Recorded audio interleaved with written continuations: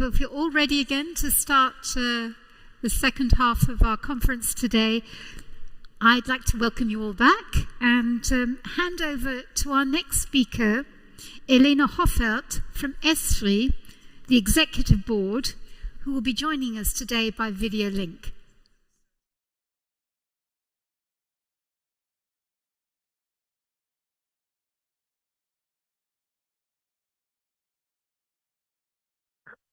Yes, good afternoon, everybody.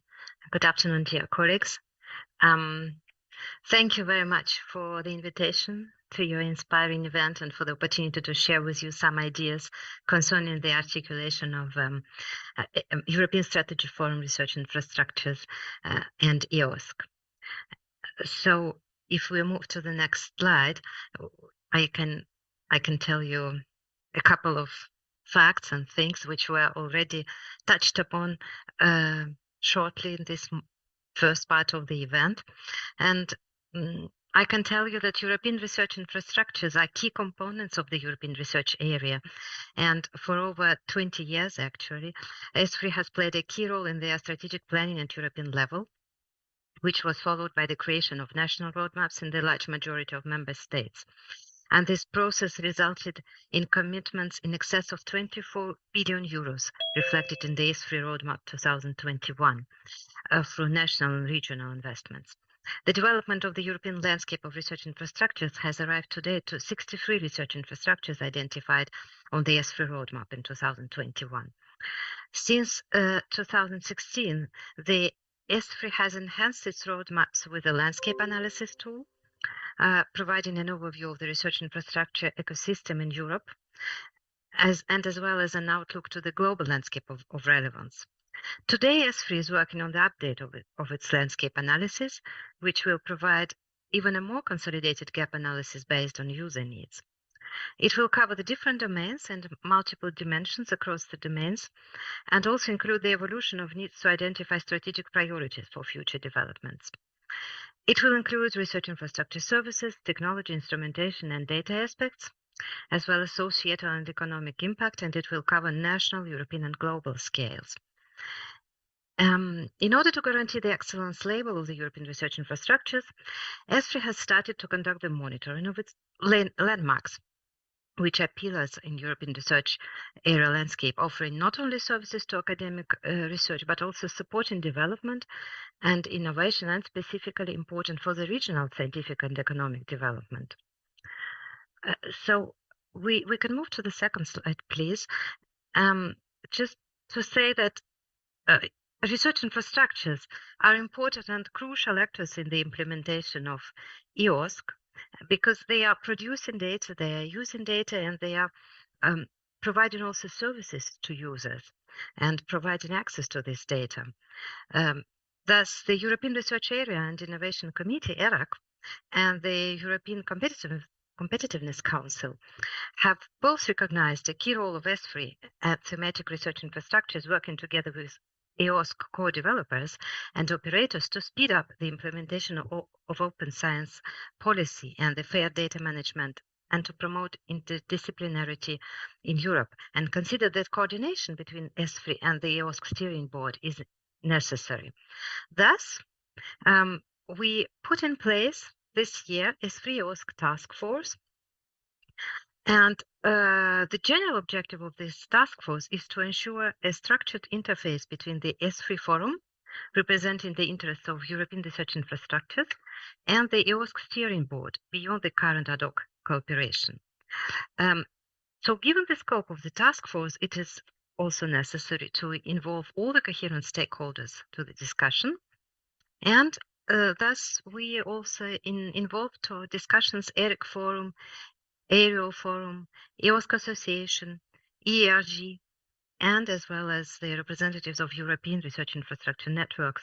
And they all participate in our common reflections about how to implement EOSC in Europe. On the next slide, we can see the priorities of this ESFRI EOSC task force. So you see here we discussed the priorities in our first meeting of the task force group, And we identified two main priorities actually for today. One of them is to help to reduce fragmentation of the research data landscape in Europe by stimulating the connection of ESFRI research infrastructures and ERICS to the EOSC Federation. And the second one is to assist in increasing fair research data productivity in Europe.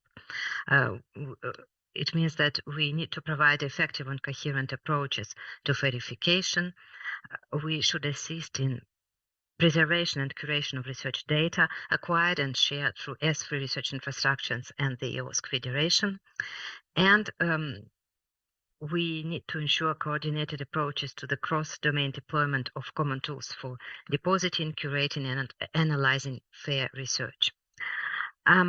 So in the next slide, I would give you some more details about these priorities. So in order to help to reduce the fragmentation of the research data landscape in Europe, we should take into account the requirements of research infrastructures as key stakeholders in EOSC, and we should help to maximize their impact on EOSC implementation. It is very important to raise awareness about the upcoming deployment of the EOSC EU no-demand research infrastructures, including technical and governance aspects, and to stimulate the connection of research infrastructures to the EOSC Federation. We should ensure that there is a user-friendly and comprehensive catalog of available EOSC services, as well as corresponding user cases, success stories, demonstrations that can clearly highlight the EOSC benefits and potential impacts toward a culture of open science. It is also necessary to highlight the added value of EOSC for research infrastructures in terms of economy of scale for provision of services to research infrastructures and any other cross-cutting elements for an efficient and sustainable research and innovation system. On the next slide, we can see that in order to make EOSC work well, we need to populate it with high-quality data. And in this case, research infrastructures, they are really very relevant partners because they have already some good practices and are able to come up with such high-quality data. Research infrastructure facilities and their users have already processes of quality assessment. That's why research infrastructures are really in the first and the most important partners in this activity. It is important to identify good practices and major obstacles like technical, organizational, sociological, or other obstacles for the broad uptake of fair data management practices at research infrastructures. It will be also very useful to assess the readiness of research infrastructures for the generation of machine actionable fair data sets and to examine the prospects for artificial intelligence, machine learning, data analysis enabled by EOSC. And we also need policy recommendations for research funding organizations in order to support and stimulate the broader adoption of fair data management in the context of EOSC, and to ensure that disciplines and thematic areas that may be less advanced on this aspect also connect to and benefit from the EOSC Federation. We should certainly strive to facilitate the coordination of ESFRI EOSC support to skills development for data stewards and specific training of research infrastructure staff, including through existing or planned competence centers, because we heard already today that the skilled personnel is crucial in data management and data storage and data curation. So this is one of the points which is very important also for the research infrastructures. Next slide can show a bit more details about the aspects which should be taken into account in the EOSC deployment. These aspects include, first of all, the visibility of research infrastructures as a data providers from different communities which have expertise and training of the skilled staff. We also need to capitalize on great value of cluster projects, which were conducted already or which are still conducted. I put here in the brackets some of these research cluster projects, and they did a very big job. They showed how to work in specific environments with a lot of data. They treated the overall topics of data layers. They also showed how to make our data fair and which services can help us to reach this objective. Data sharing, data management, expertise and training, all these issues were treated in the cluster projects, so we need to capitalize on their results and their excellent expertise, and we should learn from their experience. We also have to think about the next steps in the development of services and processes in the EOSC EU node, because we understand that research infrastructures participating in EOSC, they are shaping the way the research should be done tomorrow. Because actually, as we understand, they are really key players in this activity. And then we also need to think the articulation of artificial intelligence and EOSC for research infrastructures. While saying all this, we should also keep in mind that EOSC should also respond to the needs of all research infrastructures, not only the European ones which are on ESFRI roadmap, but also the smaller ones which are at national levels and which maybe don't have such an easy access and understanding of EOSC objectives and EOSC results.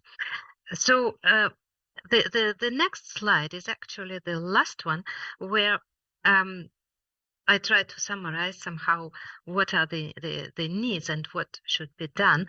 So actually, we need to continue to foster the involvement of research infrastructures in the EOSC development. We need to demonstrate the added value of EOSC for research infrastructures at all levels, as I said. We need to dialogue with the research infrastructures.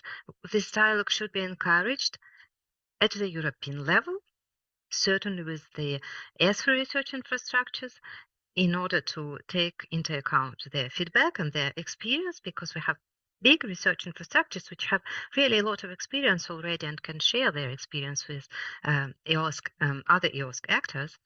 But we also need the feedback of small research infrastructures at national levels. We need to organize a dialogue with them. Their needs should be taken into account. And in order to that, we also need to work at national levels. It means that the particular homework should be done, as we had already examples in the first part of this meeting from some countries. It should be done also at national levels in order to move forward at the European level in a better and in a more organized way. We have to share expertise. We have to share also e-infrastructures in this work. We can learn a lot while building on science cluster approach, which will ensure the uptake of EOSC by research communities. And for example, we have new initiatives like OSCAR's Open Science Clusters Action for Research and Society, which is a very interesting initiative whose objective is to consolidate the achievements from the 5 cluster projects into lasting interdisciplinary services and working practices, and to lead and foster the involvement of a broad range of research communities. And for example, EVOS, European Virtual Institute for Research Software Excellence, which will take care of the development of community-based approaches for ensuring and improving quality of scientific software and code highly relevant to all scientific clusters. And having said that, I think it's also important to have a continuous support of this initiative at the European level, like we have it already today, which should continue also under the next framework program, or with some other relevant initiatives. Because when we are working together on our European initiatives, we also need this European support and European basis which support on the national initiatives in order to come to the common successful objective. Well, this is actually all what I wanted to tell you about the feeling of European research infrastructures concerning EOSC. And well, I am happy to participate in the following discussion.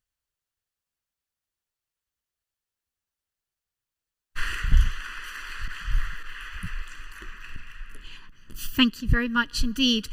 In a slight change from the program online, we would now like to hear immediately the talk from Jean-Claude Vogelmann, and we'll come to the panel discussion after that. If I could invite you to the stage, the Emeritus Professor of Open Society at the Free University of Brussels, Editor-in-Chief, Frontiers Policy Labs. The floor is yours. Thank you for the introduction. Just need a sip. So I don't have a PowerPoint. I could make a bad joke that I did send it to the portal and got lost, but I simply didn't have a PowerPoint, so it will be a text. Also because I do feel that not being 100% fully involved with the developments, it's not really up to me to come up with a kind of a SWOT analysis of what is going on. So I will share some of my views on what has happened since 5 years and some of the lessons learned and some of the issues for the future. As you have noticed in the program, I asked to add to the title on the reasons why EOSC is still needed. I asked to add such a long way ahead of us, because also the organizers here added a quote from Shakespeare to the overall title. And such a long way ahead of us is the closing sentence of a fantastic book from a South African writer, and Adrian Brink, who was very active during the apartheid, so against apartheid, of course. And it's about two people, a white guy and a black guy, having to escape somewhere, finding the way together, realizing that by joining forces they make it, which is a parody of South Africa, of course. And they said, but hang on, if we want to transpose this to our society, it's still such a long way ahead of us. And I think it's appropriate for saying something about what is going on in EOSC and in Europe, because if I translate this to what I see, read, and observe, it's indeed so that there are even more challenges and needs for EOSC than when we, by we I mean all of us, launched it 5 years ago. Actually, we launched it in 2014. It was the thinking and the discussion started then, with many iterations. On the one hand, so there is an even bigger need than when we launched it. But there is still so much to do, and I have the impression even more than then, to make it truly pan-European data service, because that is what EOSC was all about.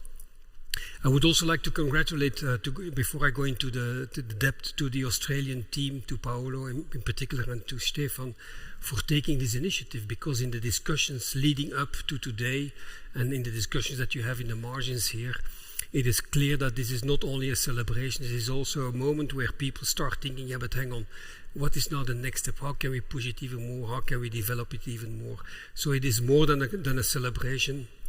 It is also a kind of looking forward in a critical way. That was the introduction. So, is there anything to celebrate? Yes, of course. It would be quite cynical to say that it's all useless, that there is not enough reached. In fact, thousands of people around Europe are working on EOSC-related topics. A huge EOSC community exists, although you can raise the question that imagine the money from Brussels would disappear if that community would not dry up quickly. A lot of science policy makers in Europe, if not all of them, are now aware of the need of something like EOSC and are aware of the necessity to push for open science. Europe has inspired the United States to move forward. The recent Nelson memo, which gives actually the green light to something you can call like an American Open Science Cloud, is in that respect very, very important. And I do invite you to follow closely what is going on there, because it is my prediction that by next summer, the US will have a prototype running with regard to EOSC. We have famous organizations like NASA and CERN embracing the principles of fair data and so forth. And most importantly, in my view, the need for a web of fair data and services in science, which is the raison d'être of EOSC, is now widely accepted in all stakeholders at large of the spectrum, of the scientific spectrum. In fact, if you listen to what has been presented here by several speakers, this web is already being rolled out, and that I think is the most important positive part of the news. So it deserves a drink to have achieved all that in 5 years. Again, it's actually 9 years. But I hesitate to open a bottle of Magnum champagne. Why? Because most of the end users, the main clients, so to speak, the first, the second, the third, and the last reason why we started working on EOSC as a European community are the 2 million scientists, a bit more now, that you, depending on if you include Brexit, of course, the 2 million scientists that are active in Europe and that still don't know, let alone are familiar with the principles of EOSC or FAIR. That's what the survey that Michel has quoted this morning is painfully illustrating. You can read it two ways. A significant minority does know it, but that means that a significant majority does not know it, does deposit their data in repositories that are not findable, and so forth. Now, on the reasons for that, you can have a separate study day, of course, and a lot can be said about it, but in my view, and that's why I hesitate to be too joyful, it has to do with the fact that EOSC still is not a service available like EduRoam. And I quote an example that actually Karel Luyben used a lot when we discussed it in the commission. EOSC should be something like EduRoam. I come here, I click open my laptop, I get 2 connections, EduRoam, EOSC, and I start working. Well, it doesn't exist, and that I think is a serious problem. That after 5 years, we still have a very complicated way to find what we need to find in the jungle of EOSC-related services and websites that are available. So I think that is fair to say that we should have been, or we could have been, probably a bit quicker there. I learned that only now. There is a procurement being launched for the EU node for 35 million euro, which is remarkably low for what has always been said would be the total cost of a fully functioning EOSC. But then you get, of course, the reply, well, it is only a node and there are many more nodes to come. And that is, of course, the question mark, where are these nodes coming from? And there, by the way, the presentation which we just heard, imagine that all research infrastructure which have a budget of 25 billion would take on them the node responsibility. By the way, thank you, Barend, for the suggestion. And so it is something that is really not so difficult to do, but it isn't happening. So in a nutshell, I had expected 5 years later that this environment, the real environment, and the easy-to-use environment for EOSC would have been a bit more advanced than what it is today. Because when we started working on it with the colleagues and with the stakeholders and the community in 2014, there were a lot of very obvious reasons why we needed EOSC. And most of, if not all of these reasons, are still very pertinent and even more pertinent than they were. We justified it 9 years ago, EOSC, or the work on EOSC and then the accumulation of it in 2017, 2018, basically based on 2 big rationale.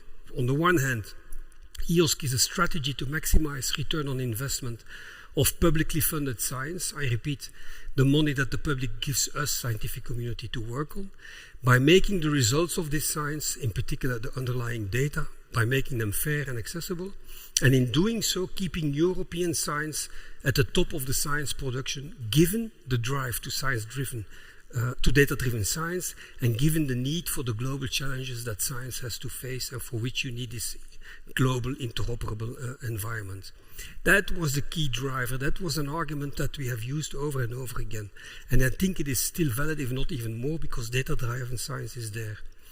But we also said, second justification, right from the start, that with EOSC, we wanted to avoid that the big cloud providers, which in those days and still today are non-European, all of them, we wanted to avoid that they would monetize the hosting and the service building of the European publicly funded data production. That was a very important argument, and I think it is valid today. So these two justifications were very simple and very straightforward ambitions, and today none of these urgencies, in my view, have disappeared. I would say au contraire. So it's the opposite. Making sure that the building blocks for the sciences of the future are in an open/fair mode will indeed be as paramount for the future of science as a global collaborative platform than it was in the last decade. In fact, the stakes, in my view, are even bigger than 9-10 years ago. Why? On the one hand, because the age of data-driven science is there, whilst on the other hand, and at the same time, the age of data-driven science production, data sets and articles has arrived too. AI and the LLM that is giving the smartness to it, so to speak, is therefore a game changer in the modus operandi of science, and thus for the data underlying it, and will undoubtedly lead to an explosion in the volume of output of science and in the role machines will play to make our science. It was embryonic 9-10 years ago. It is fully fledged now. It follows, the role of AI and things like LLM for producing science and for making sense out of the data. It follows that the need for fair data governed in an equitable way, which is nothing more than trying to keep the entry levels to science as low as possible, is even more acute than 10 years ago. But the more we insist on the need to have fair data, also to be read as Barent likes to do, and rightfully so, fully AI ready. So the more we go for that, to make sure that the science of the 21st century is open, the more interesting it becomes for external parties to monetize what we are producing, the data. And this explains, and that is completely new compared to 9-10 years ago, this explains why publishers are moving very fast, the big scientific publishers are moving very fast into this field. As I could observe it, it wasn't the case in the previous decade. Publishers do this in two ways: by offering services an EOSC should or could do itself. They mainly do it by buying intelligent startups. And the second way they do it, the publishers, is by making sure that there is a premium connected to the use of the data and the services they sit on, meaning you have to pay for it. So you can easily foresee that the discussion about paying for articles will become paying for data or for the intelligent services on it.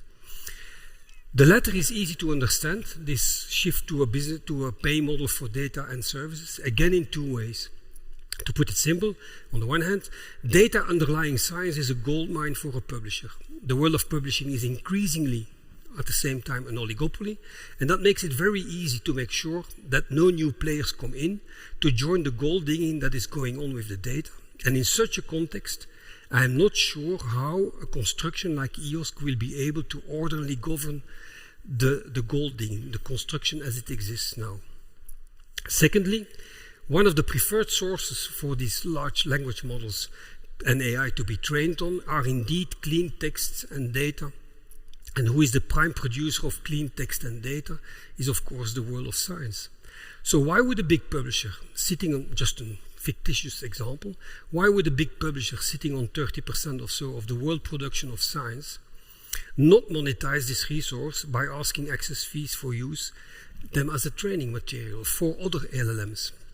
So good luck again if you don't have a robust governing model to try to do this in an orderly way so that no one is left behind or that it doesn't become too expensive.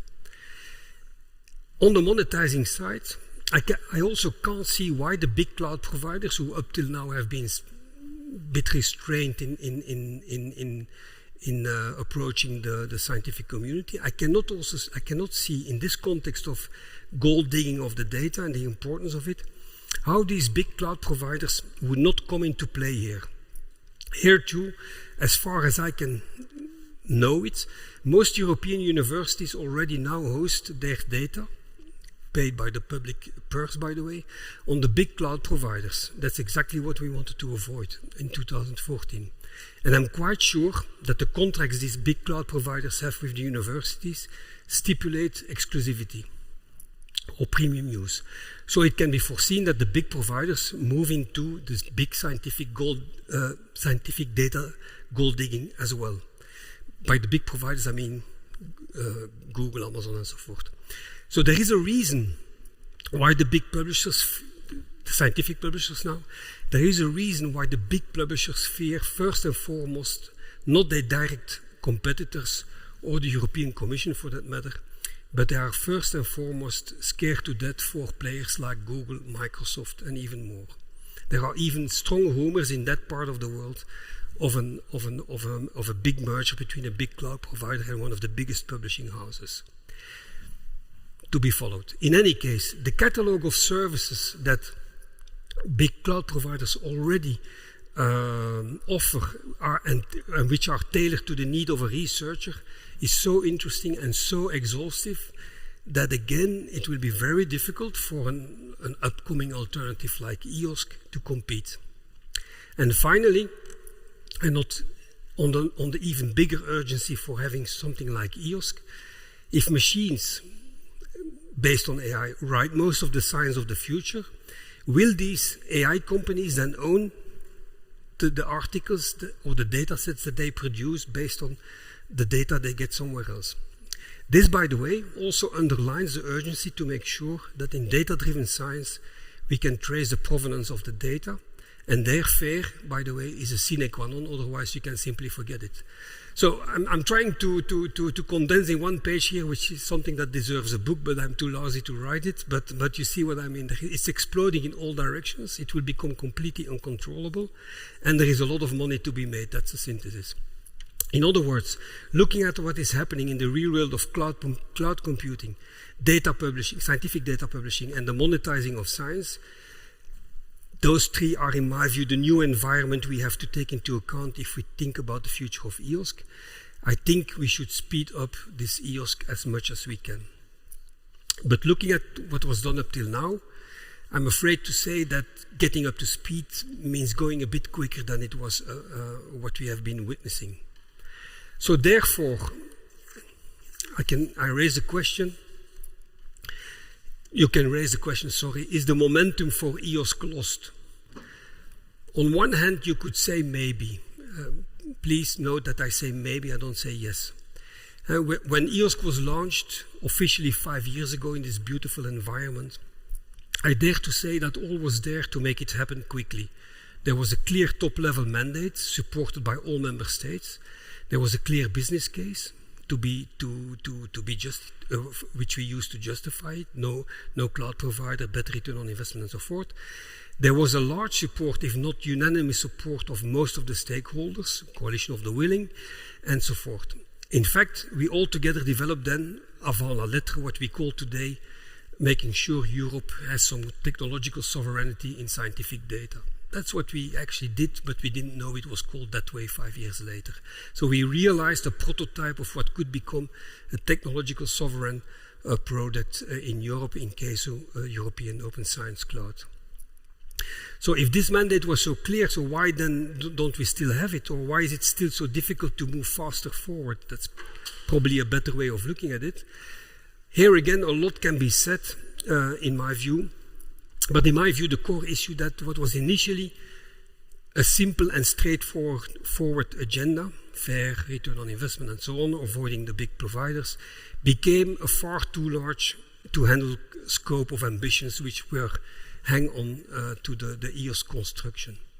A less elegant way to say, which happens a lot in Brussels, is that EOSC has the danger to become a kind of a Christmas tree for everyone in the science data world to push his or her agenda, irrespective of the value of that agenda for the finality the finalité of what EOSC is. When I scanned, so preparing this speech and the last couple of months, the discussions with the colleagues here, if you see what is going on, all the workshops that are being planned and all the documents that are being issued, first of all, it's a mountain, it's an avalanche of papers, but for me, it is clear that far too many other ambitions are now linked to this initial policy agenda, and in enlarging the scope of this project with so many ambitions, one create the perfect setting for a standstill, because it is simply impossible to do it all at the same time in a bottom-up spontaneous way. To put it differently, realizing an enormous scope, the extended agenda as it is now, in a bottom-up way without the instruments nor the institutions to leverage decisions or to be held accountable for, is most likely a recipe for achieving very little.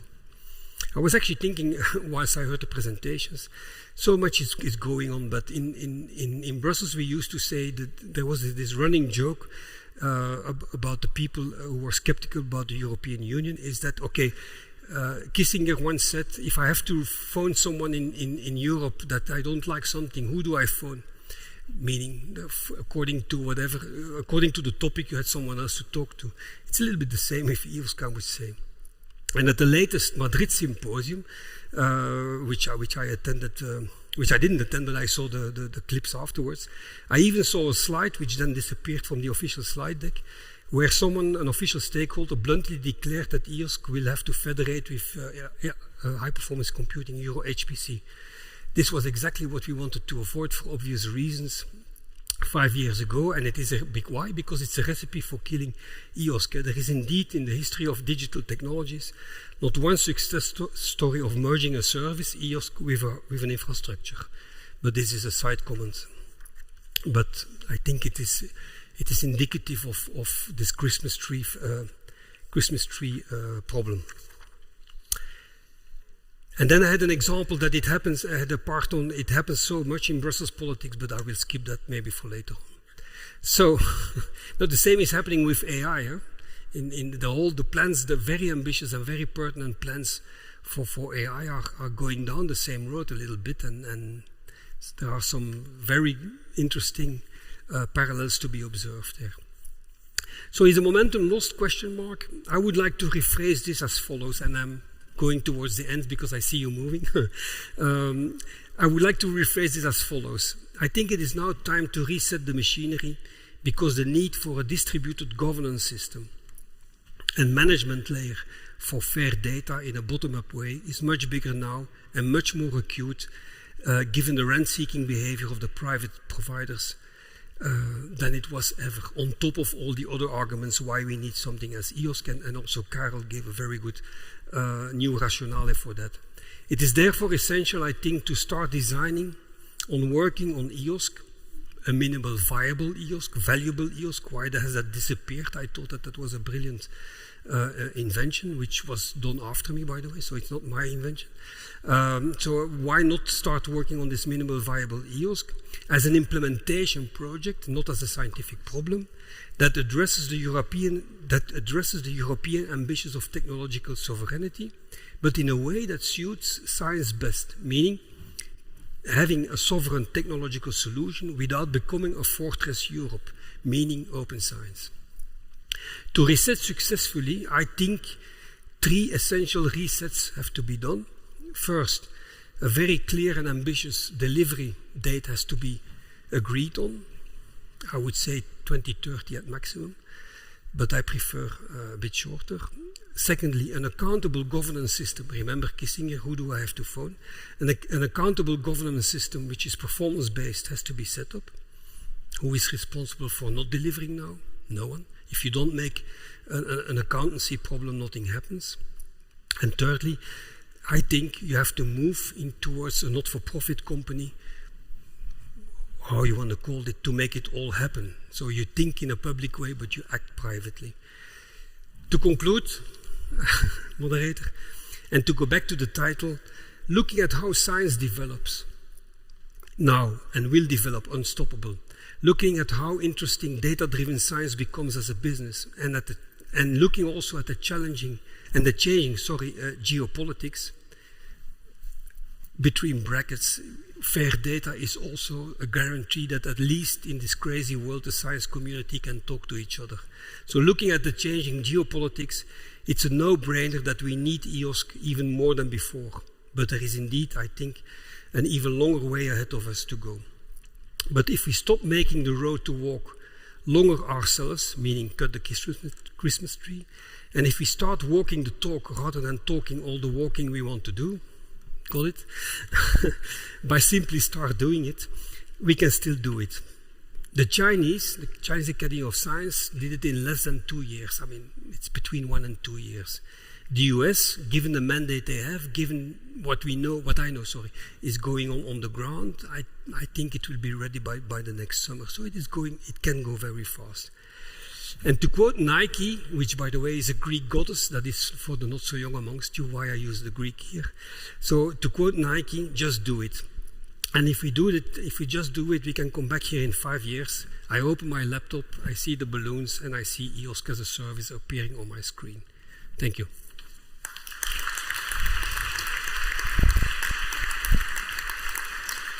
Thank you very much indeed. Yes, I believe now we have a panel, and I'd like to invite Barend Mons from CoData, Michel Schuppe from the Commission, Ilere Hassani Mavriki, and Stefan Hanslik, Tiziana Ferrari, and I think Elena Hoffert also will join us via video link. Okay. So I just learned we all get a balloon. Okay. Yes. So I think all of you had something prepared to react directly, or shall we take the questions? So 15 minutes, 5 speakers, you each have 3 minutes. What shall we do? I think, okay, those who didn't speak yet get priority. So Barend, Tiziana, you spoke already, sorry, and then Stefan, sorry. But try to keep it condensed so that we can try to... I'll be short. You really see that it comes to me that one of our good friends, George Strawn, who started the internet with NSFNet, he says history doesn't repeat itself, but it rhymes. And I think what we see now is what is happening all the time. This great idea comes from Europe. We take too long to implement it because we have to convince too many people, and then the Chinese and the Americans get ahead of us. But the question is that so bad? Because the goal is not EOSC as such, the goal is the web of fair data and services, and it will happen. And it started here. We should claim that, that's one. The second thing is that I would like to say is that what you said, what happens if Brussels would withdraw the subsidy, I think that's the other good news. A lot of countries, member states, including mine, have hundreds of millions now for fair data and open science. That would never have happened without EOSC. And I think that if Brussels would stop subsidizing EOSC tomorrow, it would still go on, which is a big thing. Because 90% of the investment in EOSC should come from the member states anyway, and not from Brussels, as we know. The last thing I would like to say, as the ex-chair of the high-level expert group that came up with the first report that Michel referred to in 2016, is that 2 of our recommendations were ignored. Many were accepted. One was that we needed 500,000 data stewards soon. So my advice there would be include in the next phase of EOSC a massive training program for data stewards and give them a good job so that they don't disappear to industry immediately. And I also think that we need to see the Eduroam thing, that the mistake is that we think that we make EOSC for individual researchers in the lab. They don't want to know. So rather than making them drivers and mechanics to repair their own car, we need the drivers, the data stewards, and we need an Uber for science. And I think that's happening anyway. The only challenge we have is how can we preclude that Europe once more will be the toddler bike in the Formula 1 race. That's it. Thank you, Barend. Tiziana, thank you for respecting the 3 minutes. So I'd like to contribute to this panel with a concrete example of success of EOSC, which I hope is inspiring to drive our discussion on how EOSC should evolve in the long term. And this use case is from a project where EGI, which is my organization, led, and it's exactly about federating cloud resources and data provisioning. The success is related to the COVID pandemic, and through this project in the EOSC program, we have been supporting scientific applications for molecular docking, which are applications allowing simulating drugs for curing extreme cases of COVID. So we funded these applications, which are from one organization in the Netherlands, and we also funded the compute infrastructure across countries and also collaborating with the United States to scale up the capacity mobilized by Europe. In this case, which is for me a brilliant use case, and I will explain why, in just the first year of the COVID pandemic, we managed to support 20,000 scientists worldwide, not just European, which could use these applications provided for free as open science instruments to help society addressing this disaster, which was COVID. And we could do this as European infrastructure thanks to European Commission money. And I want to use this example to disagree with the statement of Barend. Member states may have funding, but they don't have the right funding policies. So why this project, which was only 8 million from the Commission that we topped up with 4 million of our own money, was necessary? Because our member state representatives that bring the cloud infrastructure as a federation, as a policy, don't have a mandate to support users other than those who are national or which contribute to the national excellence. So we would not be able to support these scientists to use these applications in the cloud and the related data just with the member state funding, because the policies today are not there. And this is my case for this panel and for this event, that EOSC is an instrument to overcome the current funding policies and how research is being funded, which is also a point that Polaris, I think, introduced in his talk.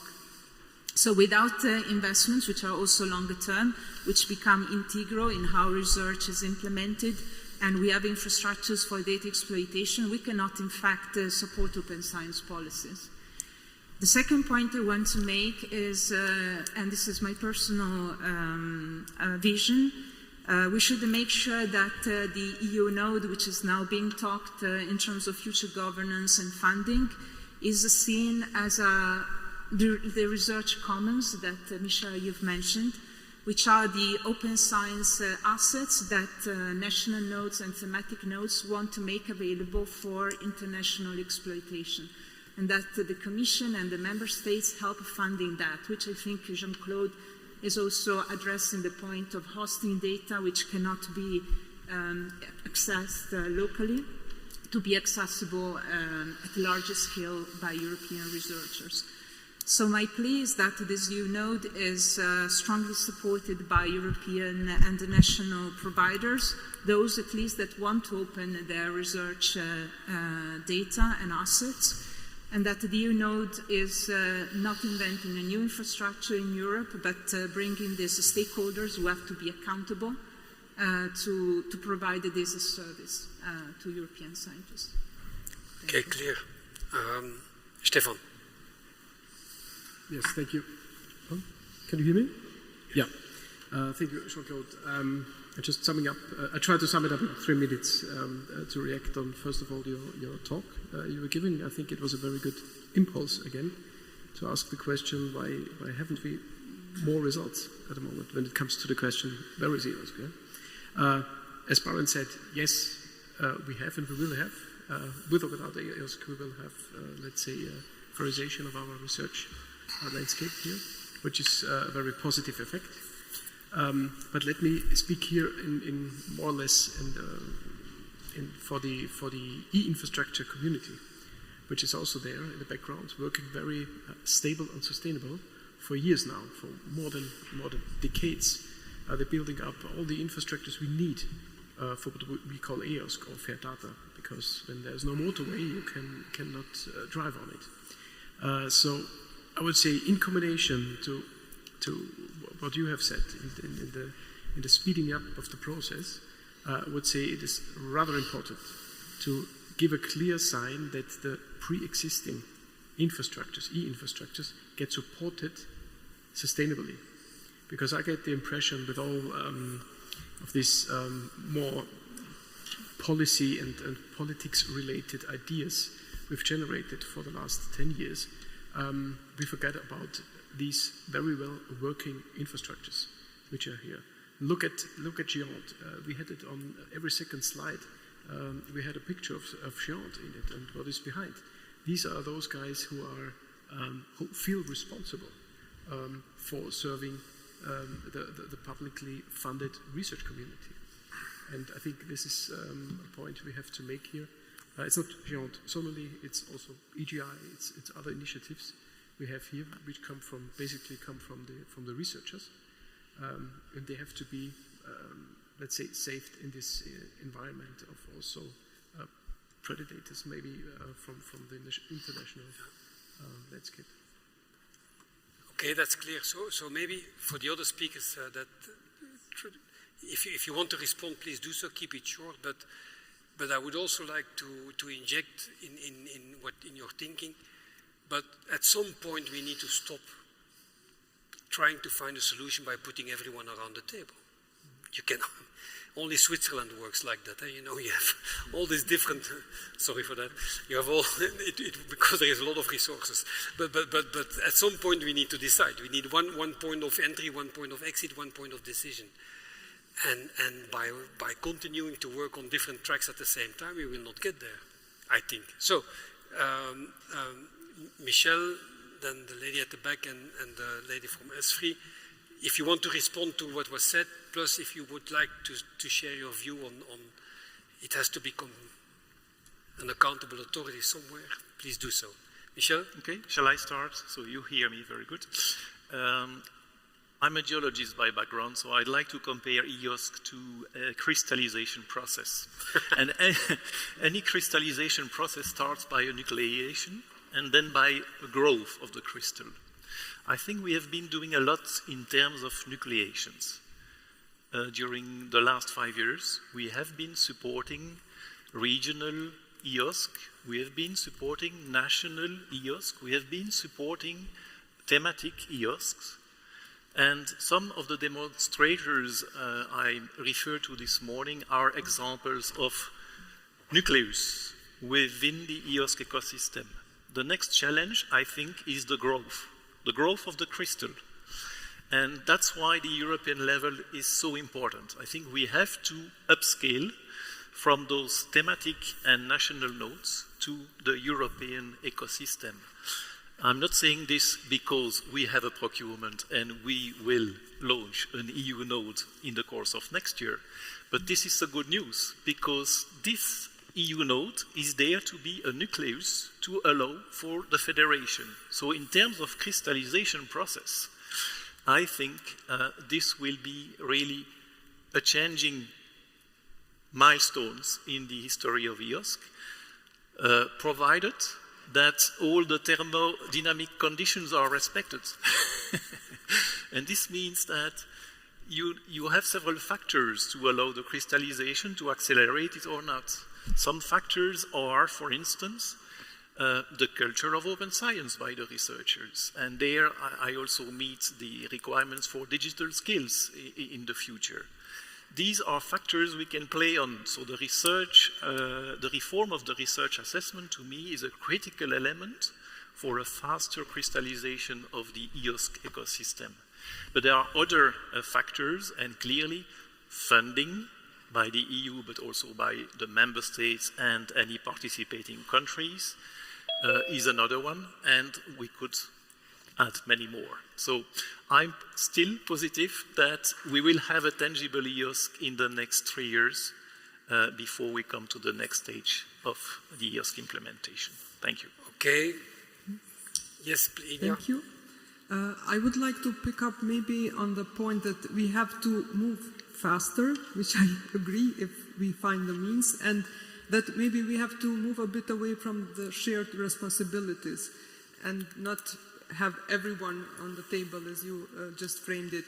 And one point that I can refer to is the large number of vertical projects, which of course it's not coming with all the disadvantages. There are a lot of advantages as well.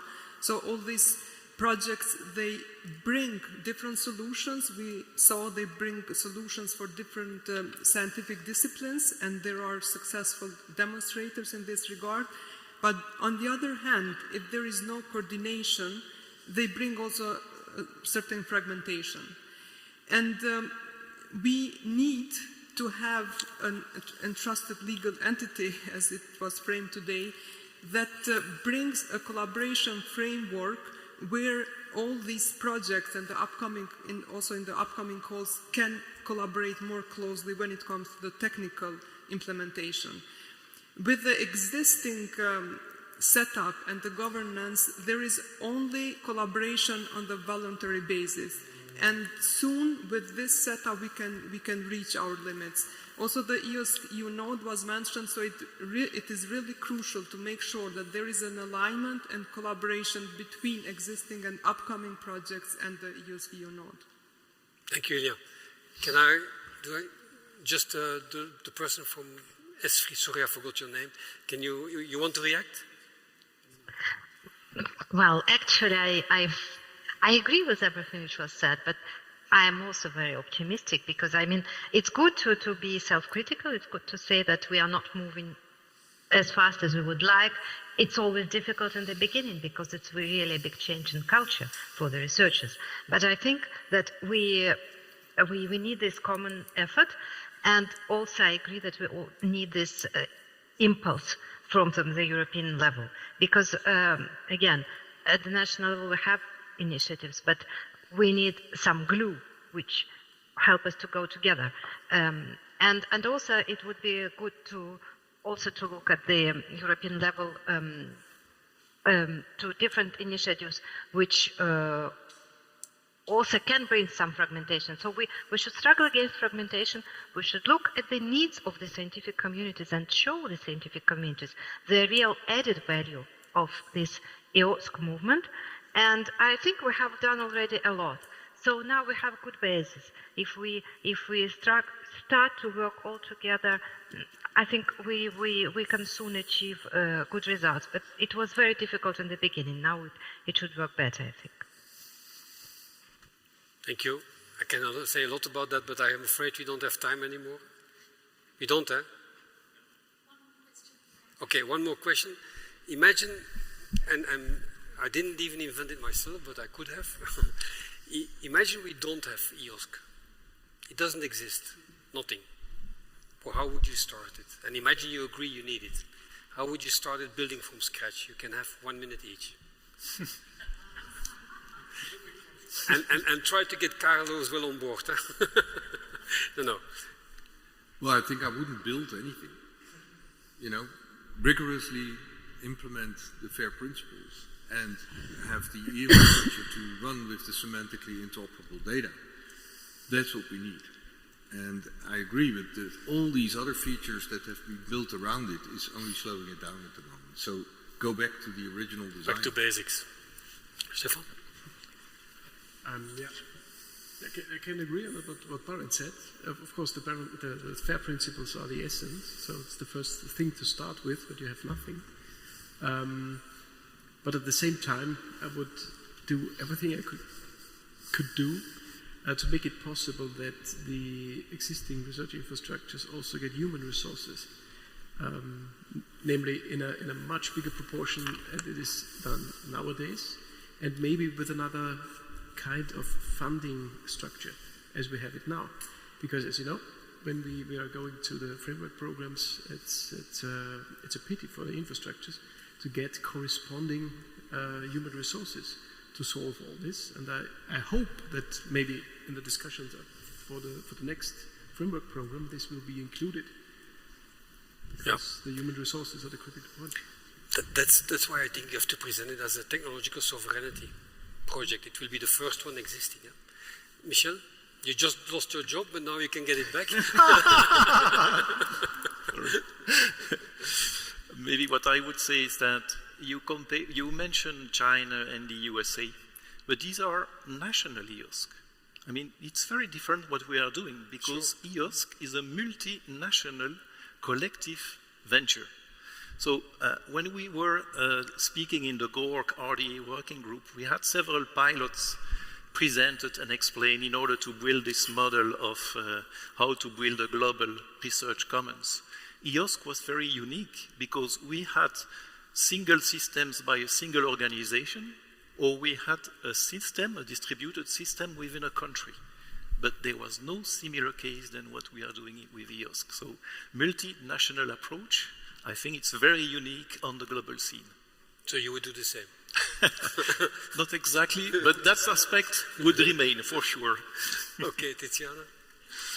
So I would perhaps first define an implementation plan starting from key data that is fundamental for European excellence and policy making.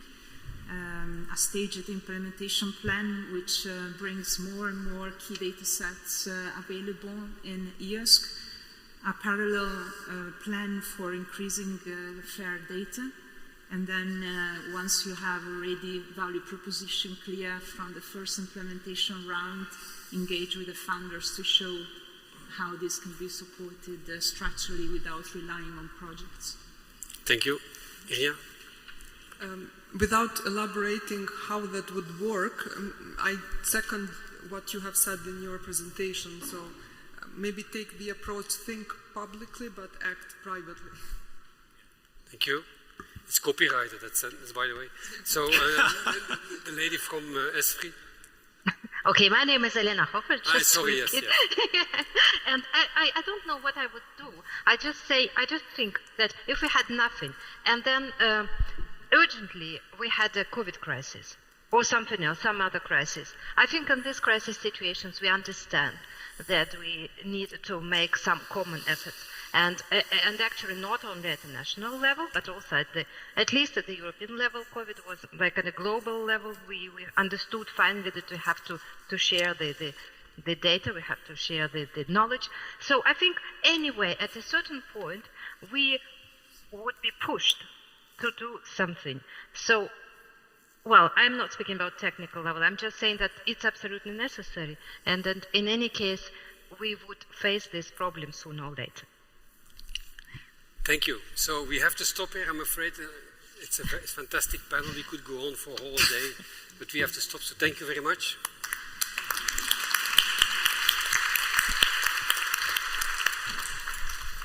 Thank you very, very much indeed. As you say, a lot of material for discussion there, but I'd now like to move on it is an enormous pleasure to invite Peter Wittenburg, the co-chair of the FDO Forum and Gesellschaft für wissenschaftliche Datenverarbeitung, to take the stage. Thank you.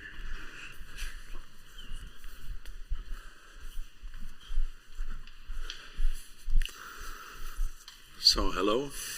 Thanks so much for organizing this Lustrum in this beautiful environment.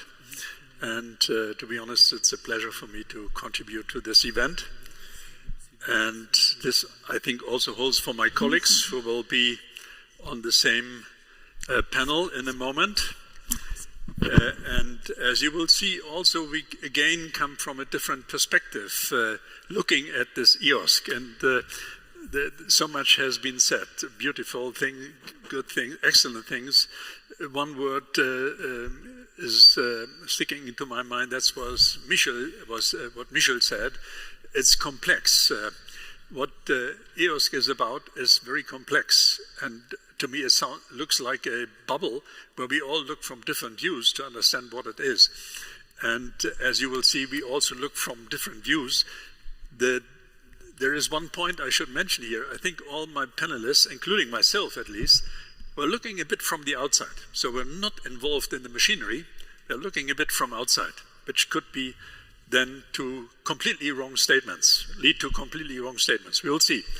So my colleagues I should mention that when we prepared this panel, we were told that the Lustrum, I'm not, how to say, capable of Latin language, that the Lustrum, I guess it's Latin, also means clearing the table. So what we are going to do, I hope, is clearing a bit the table from our point of view, and you will probably protest. So my colleagues are Jan Meyer from SICT, with a view from a national ITC provider, who has to organize the national ITC systems. The next colleague, Klaas Weringer, probably very well known to you all, is from his role in Géant. Francisca de Jong will join us, and she is actually one of the persons Elena mentioned, so the ESFRI people who are who are following EOSC, of course, but who are also a bit of outside of EOSC and organizing their community. Finally, we have also Fotis Karanidis, whom I know to be omnipresent in all kinds of European discussions from many years ago. So he will have certain views. And I'm happy that Wouter Chalier will also participate from an international point of view, looking at EOS from an international point. So the last two speakers will come with us by video. So let me first explain a bit my short personal odyssey in the world of digital management or digital interoperability, as whatever you like. So my work started in 2000, where we had an international project where we assembled 80 terabyte of data, which is not reproducible. And it was an international project, so we got data from all over the world. And it was almost fair at that time, but we had also to look at persistence of data, which is of course a very difficult point. So when I speak about fair in the next moments, I will also include the term of stability and persistence. And then you see we got into the ESFRI projects, which were mentioned frequently, and what we did basically was in the first years learning what it means to build research infrastructure. And finally we came down to the point that research infrastructure to a large extent are data infrastructures. In 2011 I had the luck to be part of the high-level group of the European Commission to produce the Riding the Waves. And basically if we look back, it was about the value of data and the importance of sharing, but also about trust in data, which has to do with quality, which was mentioned, and also about the role of repositories as stakeholders, key stakeholders to offer data. Well, then you see this Riding the Wave led to two activities, basically. Well, there was another activity called Open Air, which I will not mention here since I was not involved here, so I just present my small world here. So in 2012, we organized a workshop at the ECRI, European Conference for Research Infrastructures in Copenhagen, where my colleague from the US presented, or where we discussed the DARE levels, 4 levels. But we didn't really understand what that means. It came later who really understood what it means. So we had this workshop, and this workshop then led to the RDA initiative. So we built the RDA initiative as a platform to discuss about all kinds of interoperability issues and metadata management issues. I will not say whether it's good or not, but there are 14,000 people organizing themselves and discussing these complex issues. And we also had a project called UDAT, where Kim Okoski asked me to take responsibility, which I then did, and it was mainly to build up cross-disciplinary services. And you may know UDAT, and you may have your opinions about cross-disciplinary services. What I learned there was, again, that nothing fits together. Let me put it bluntly. In parallel, Barend and his team organized a had, of course, discussions. I don't know how long that took, but finally you organized in 2014, I think, was the Lawrence workshop, where you really put out the FAIR principles, so put it into a framework which everyone could understand in a very nice form. So there were the FAIR principles. A little later we had, I remember Jean-Claude asked me and a few others to come to a small meeting with Moedas in Brussels. I can't recall when it was. I think it was 2015, 2014 or so. Not sure. But anyhow, so we were there and we looked at Jean-Claude and Moedas and said, well, it sounds very cloudy, but it has a potential. And after all this ESFRI, some years of ESFRI in the back of us, so as a vertical, all vertical initiatives, it's good to start another initiative again, to really give an impulse. So, and then I was happy to participate in the group that presented or worked out this FAIR into Reality document. And there you can see it was headed by Simon. Simon is here.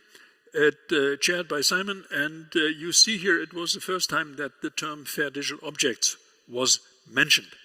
So, and then this all came together in 2019.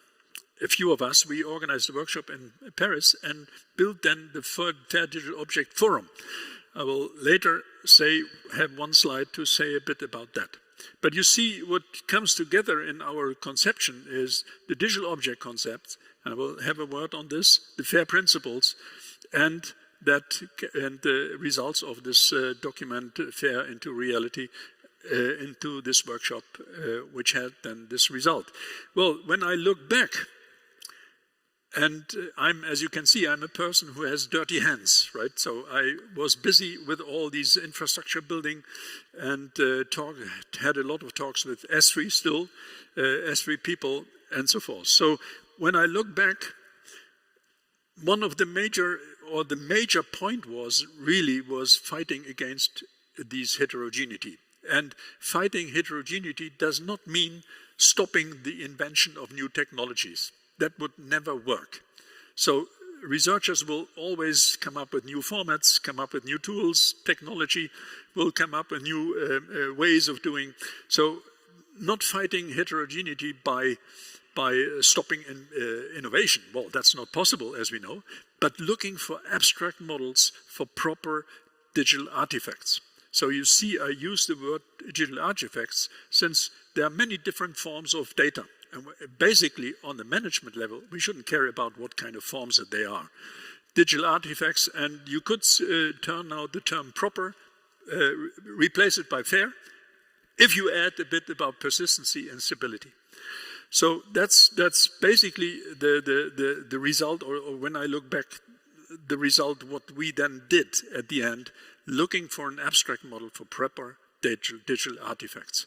And you see here, there's one diagram which I will not start explaining, where this is expressed very nicely. Well, two basic lessons learned from all this work. One thing is, and here's a discrepancy to some of the words I heard. So Michel mentioned PANOSC as a good example. I think it's a good example. There are a few others. But if you look now to, and I did recently again when I reviewed 50 proposals, research infra proposals from a large advanced country in Europe, there was almost no mentioning of EOSC. It's not blaming EOSC. But you see there is a discrepancy to the floor, to the research floor. And I think this is true for many countries. So if we really want to implement FAIR for machines, then it will take a lot of time, since we need to change all these repositories, all these ways of doing which are in process in all these different domains, research domains. You see, this diagram comes from discussion with my colleague George Schroen, which is probably well known to you, and we also distinguished FAIR for humans, so providing good metadata, which is not fair at that moment, so machine interpretable, but human interpretable is already a big thing. I think in Europe, due to ESRI and some other projects, we have an advantage here, since we are doing very well in many research infrastructures, in many research disciplines, sorry. But there's one other point, which is this fair digital object. It's a small machinery, which I will not try to explain at this moment. Fair digital objects is a small machinery we could build tomorrow. And I will come back to this a moment later. So we could implement, as in Europe, we could implement this fair digital objects machinery very fast, which does not mean that all the repositories are fair, but we could integrate them in a way that they are looked to the outside as being fair. That's the trick. If you compare this with the internet, TCP/IP was put into the world, and what did IBM? IBM did not change its architecture at the very beginning. They couldn't do. It took them 5 years to change their architecture, but they made an adapter to TCP/IP. They had to. So you see, there is a timeline advantage if we would like to implement FDOs or another technology which you may come up with, then we can start very soon to get this integrated world we are looking at. The other basic lesson I learned is that if you look to these repositories, I think you call them in your debates, you call them nodes or so. I continue to speak about trustworthy repositories, so not the department stores or so, trustworthy repositories. And what you see is that they are active in many federations or data spaces, whatever you like to call this. And they always have to present, for example, metadata in different ways to different people. So they are they are the anchors of reproducible science, and they are in many different federations. And that's what already happens due to ESRI, due to NFDI in Germany and others. And these repositories have a lot to do to be compliant with these different requirements which are set by the different data spaces. Well, as I said, and there are what I see is that there is a growing number of these data spaces. Every project, and every national initiatives comes up with funding concepts. So think of NFDI in Germany. You have again many different vertical initiatives, and they all start doing their job for their disciplines. So they create a data space with their own regulations, with their own technology stacks. Well, if you turn this into a larger diagram, then you see that there are many such different data spaces. If you make this international, and science has to be international, then you see it's an incredible diversity which we are creating. And you see here at the well, where is it here? You see here at the left side, also industry is very busy. And we are in deep discussions with industry. And I presented this diagram 2 months ago to 150 high-level industry people, and they immediately understood this. And they asked then also themselves, since these technologies, which are done by Gaia X and so, they are federation technologies. They are bound by federations. They are not this general layer which we are looking for. So the question was then again and again, what is this layer which could be used as TCP/IP some decades ago to integrate all these different federations? And of course, these federations, they tackle all these aspects, semantic aspects in their domain, making tools available, and so forth and so forth. You can't you can't build this interaction layer combining everyone on that level. It's well, Barend is going into this with new approaches in nano publication. I'm very I say, curious how you will do it, but it's a huge challenge. So what is this basic layer that can integrate all these different data spaces? Well, as I already mentioned, we had this problem beforehand, right? So you have, in our case here, we have the applications, tools, whatever you call that, semantics, and on the other side you have the repositories with different technologies. What is in the middle of this famous hourglass? Well, my colleague Eric Heuser from Géant gave one answer. You may disagree. So he put, as you can see, the fair digital objects into this his layered diagram, and that is one then would be one candidate for this integration layer. Well, let me briefly ask touch the question: how will this interspace? I call it interspace, but you call it web for, or Carol also, web for data and services, I guess, right? I call it interspace. So just some days ago, I thought that's good, Tam. How will this data interspace look like in 2033, so in 10 years? Well, I have the feeling, but I may be wrong, that we will see a split between a very dynamic domain where the researchers are active, where you have all this kind of different kind of metadata, where you have all this ephemerally testing beds and so forth. And on the other side, we will have to establish a stable domain of data, which then will be the basis of reproducible AI. My claim is, together with some others, that we know how to do it.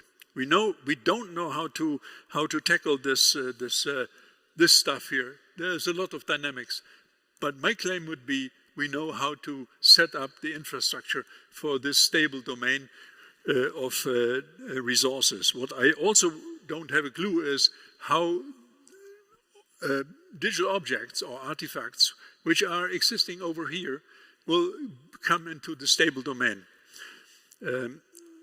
I don't have any clue. Of course, FAIR is claimed to cover all these two different spaces, which is a huge task. So I did not mention the green bullet here. So what I see is there will be this dynamic domain of all kinds of different metadata. There will be the stable domain of data and some metadata. And who will now use this? So I'm not believing in any big portals. Since we built one portal in Clarion, it's a huge mass of data. A single researcher is completely overwhelmed by this massivity. So I believe of a domain of brokers which will hopefully come or evolve soon. Domain of brokers that will then earn some money by collecting smart data in this stable domain, and by maybe reusing some stuff from the dynamic domain. Now, let me briefly say some words about the fair digital objects. Not trying to sell them as the one solution. Oh, the one solution. If you have another solution, fine.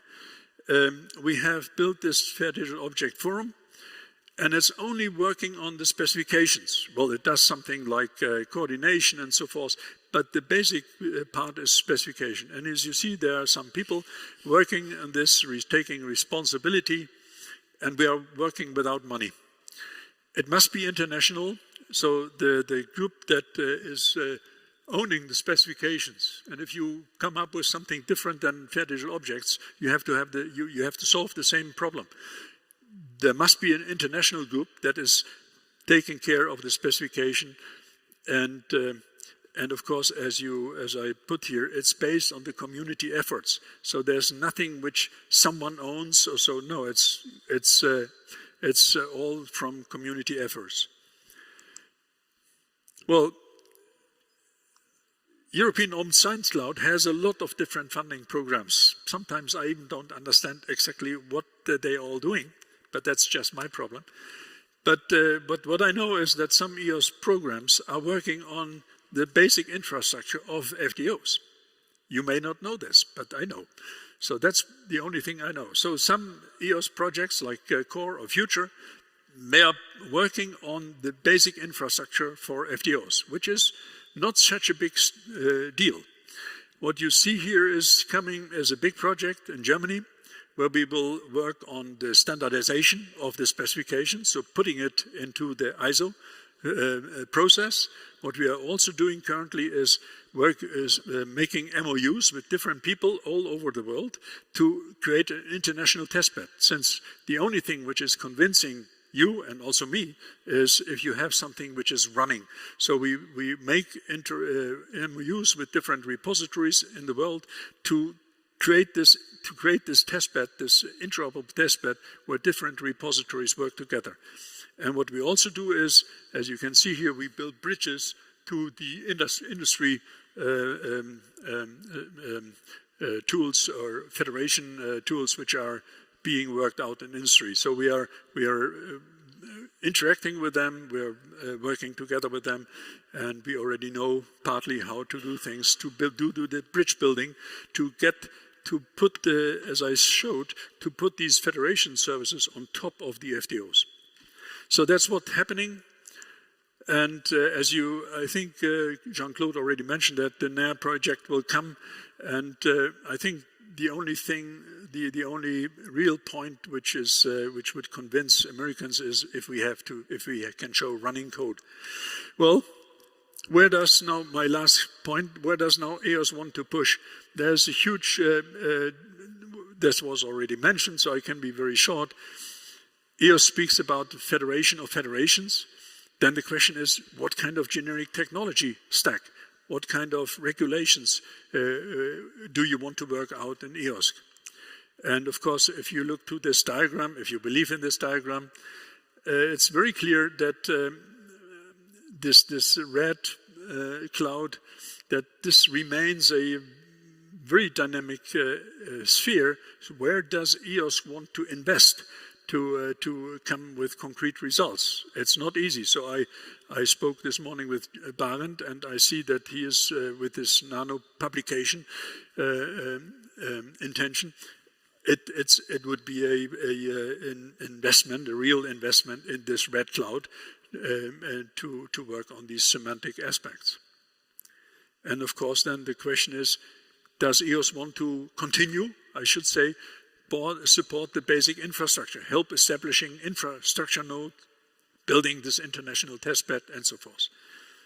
So, and maybe support the FDO work. So my last point is, I'm very convinced that EOS gave a great impulse based on this cloud vision, which is very, very, very, I say, not so clear, but I think it was very important to start with a not so clear vision, and it created indeed a broad engagement, especially in the domain of fair and open science, and it created a lot of awareness. But my point is here, and here I like to cite John Wood, our colleague John Wood, I think it's time to become serious and build the bricks and pipes. So build running code, and it's all about reducing complexity if you want to do this. It's all about reducing complexity. You have to pull out those things where you can build something, run it, and show it to others, and maybe have impact worldwide. Thanks a lot. I should now ask my colleagues, Jan and Klaas, Franziska. I hope Wouter and Fotis are online. Come on stage. I see Wouter. Hello, Wouter. Some more questions. Hi. Great to see you, Peter. Oh, yeah. So we have a sequence. Jan will start, and then Klaas, then Franziska, then Wouter. No, Fotis. Sorry, Fotis is around, and then Wouter. So in the preparation, we asked everyone to make short statements about his or her view on EOSC to raise the discussion, to create a good discussion, and to point out a bit of aspects which are challenging for EOSC. Jan, will you start? Yes, thank you. Please. Good afternoon. My name is Jan Meyer. I work for a company called SICT. That's the Norwegian Agency for Shared Services in Education and Research. And we make our living from providing stuff that works at scale. Now, I've heard a lot about funding-driven innovation this afternoon because a lot of our services are being effectively paid for by our institutions. We have to think about bringing value to the institutions. So when I think about EOSC and how it might change the context that we operate in, I try to think, okay, so what can we do once it's there? Now, Danish Finance Minister Christian Jensen said there are two kinds of European countries. There are small nations and there are nations that have yet to recognize that they're small. I've also picked up somewhere Europe still lacks a robust European scale environment for data storage, analysis and computing. Strictly speaking, this is not true because there are three that scale pretty robustly, but they are called Google, Amazon and Microsoft. So the point is, we don't have it in our community. Now, I think my key point when I think about EOSC and beyond EOSC is there is a lot of discussion about how are we going to implement EOSC. And there's a lot of activity underway, right? We're pouring hundreds of millions in it. But what happens once it's actually there and it does what it needs to do? Well, then we will have created this research commons for data and services. What does that mean for an organization like mine? Now, at the moment, whatever I develop has a market of, by and large, 350,000 end users, of which, if I'm lucky, about 80,000 are researchers. I think I have something like 150 and 200 institutions to deliver stuff to. Whatever I develop, there is an overhead cost. Technology is increasingly complicated. That overhead cost is rising. At the moment, whatever we provide has to have a revenue of about 2 million euros, otherwise it just doesn't make sense. What does EOSC bring me?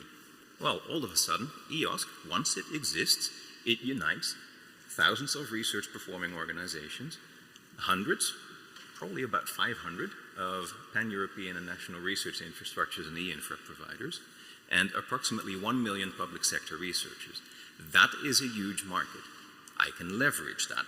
I can leverage that for for spreading my overhead cost over a larger market, provided that that market exists, but that is what EOSC needs to give me. I can offer my users access to services that I don't have to develop myself instantly, if I'm lucky, and niche services that are out there and that in my country alone just don't have the right to live, all of a sudden have a much more sustainable path forward.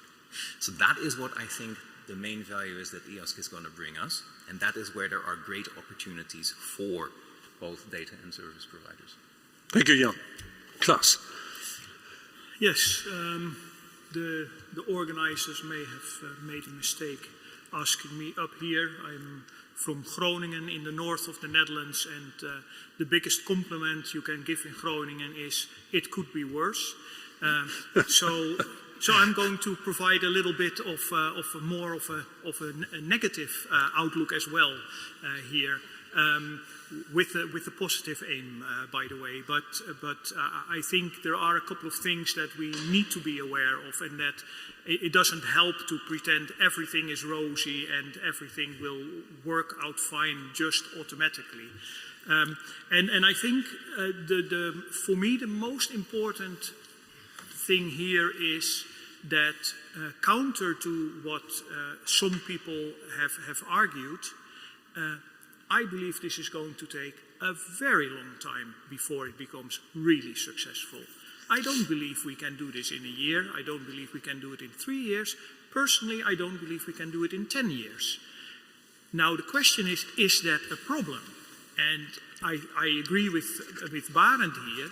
I don't think so, because I think we will end up with something better. Peter showed the example of the hourglass of the internet. The internet was created end of the 60s, early 70s. When I, in the early 90s, really got in touch with the internet, it was still just a plaything for researchers and computer science students.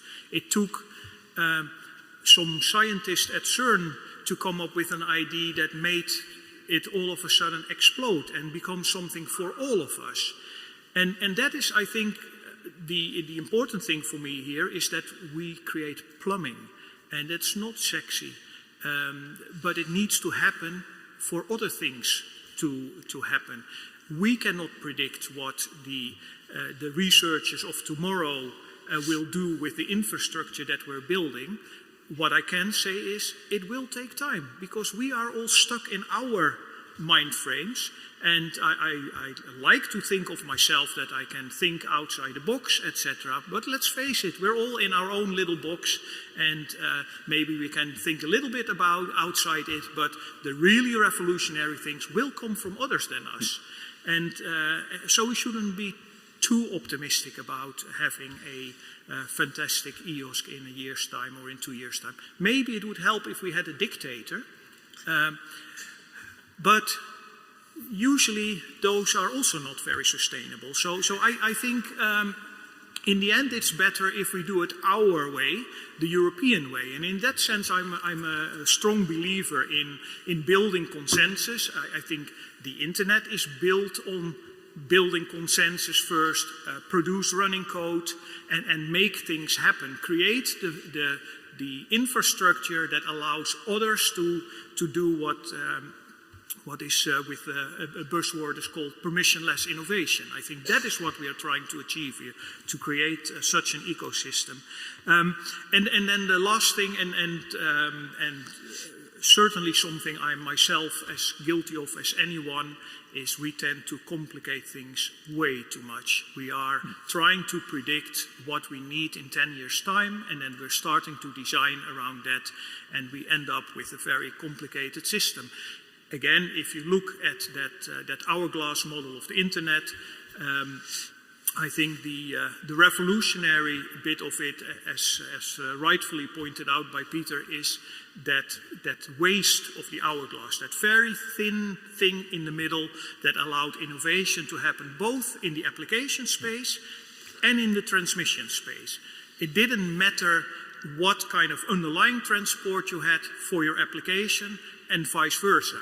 And the word federation has been used a lot. I have been directly involved in building two of the arguably better examples of federation in our community, EduRoam and EduGain. You will see that EduRoam was much simpler to build, to expand, etc., than EduGain. Why? Because EduRoam is a very stupid service. It just says, yes, you successfully authenticated, here you have access to the network. EduGain, that tries to give access to applications, is way more complex because there are so many different use cases out there, so many different authorization rules, and it's just hard. So I think what is important for us to find that sweet spot. What do we need to standardize as soon as possible? And I am with Peter here that a stable, unique, persistent identifier is probably a very important element of all of that. And let's build on that, or I should say, let other people build on that. Thank you. Thank you, Klaus. Franziska. That was 4 minutes, right? Yeah. Give or take. A bit more. Okay. Does this work? No. A bit louder? Yep. Do I need to push a button? Okay. It's an intelligent thing. Okay. So I'm former director of Claire and Eric, one of the research infrastructures in the social sciences and humanities, one of those S3 initiatives. And for us, the launch of EOSC 5 years ago started in a way couldn't have been better. We were invited to present a use case from the digital humanities, because we were already at that time able to prepare a number of services and data repositories in such a way that they could be uploaded in the EOSC portal, and the functionality of the EOSC portal could be demonstrated because of that. We felt very proud. We couldn't be there because we had a General Assembly meeting, but we had a live stream, and there was a picture in the overview that was presented in the break. So that was a very good starting point. But in hindsight, I think this was also the starting point of some miscommunication from many of us, namely that the portal should be the thing that we would call EOSC. I think, and it was mentioned by several people, first of all, I think by Michel Scoop, is that the notion of federation is in many communities not very well understood. So research infrastructure is often associated still with, let's take the extreme example, CERN-like big facilities where you visit the place to do your measurements, to generate data, rather than the model that is now true for almost or more than 80% of the research infrastructures, namely a model of federation where you have a distributed network of with service providers that collaborate under all kinds of models of interoperability to serve the thematic needs of a research community, to serve researchers that have a research agenda irrespective of technology, and that need the facilities of an infrastructure to do their work better. So I think one of the misconceptions in the early days, of which you can still observe some, is the fact that we haven't been able to explain the notion of federation to various stakeholders well enough. So I think that is important also because it is an illustration of the fact that EOSC should be built on existing functionality, which is all over the place. So if you follow that model strictly, you will also work towards speeding up the whole process of creating EOSC, as was advocated by Jean-Claude earlier on. One important type of collaboration that currently exists within the EOSC landscape is also mentioned by Elena Alford, is the science clusters. They are very well positioned to contribute to a better understanding of the notion of federation, to explanation of the potential of research infrastructures to collaborate within the cluster and across the clusters.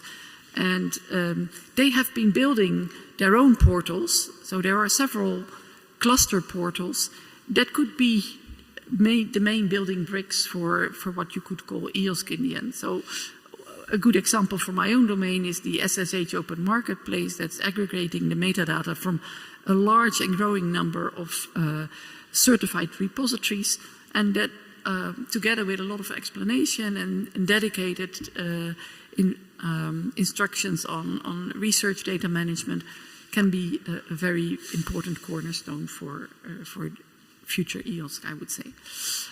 So that's what I would like to advocate, support the clusters in the role that they can play.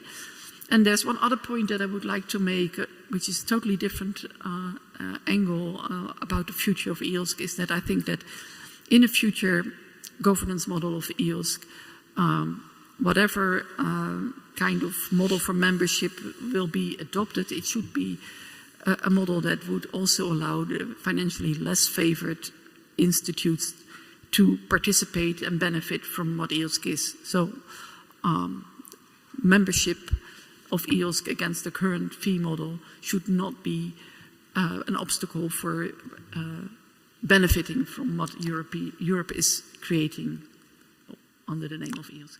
Thank you, Francis. So, Fotis, I see your face. Please. Thanks, Peter. Can you hear me? Yes. Okay, I almost hesitate to say short statements, but yes. they tend to be longer than short. But please, Fotis. Yes, so thanks for the invitation. I'm sorry that I couldn't be there with you. I would have loved to go back to the fantastic Vienna University Library, and of course very nice Vienna, but this has been an extremely busy period. So I will also do some reflections. Going back in time, in fact, some 9 years ago in 2014, there was a consultation for the Research Infrastructure Work Program, and I prepared a paper entitled Towards the Infrastructure Commons 2020, Marketplace for Infrastructure Services.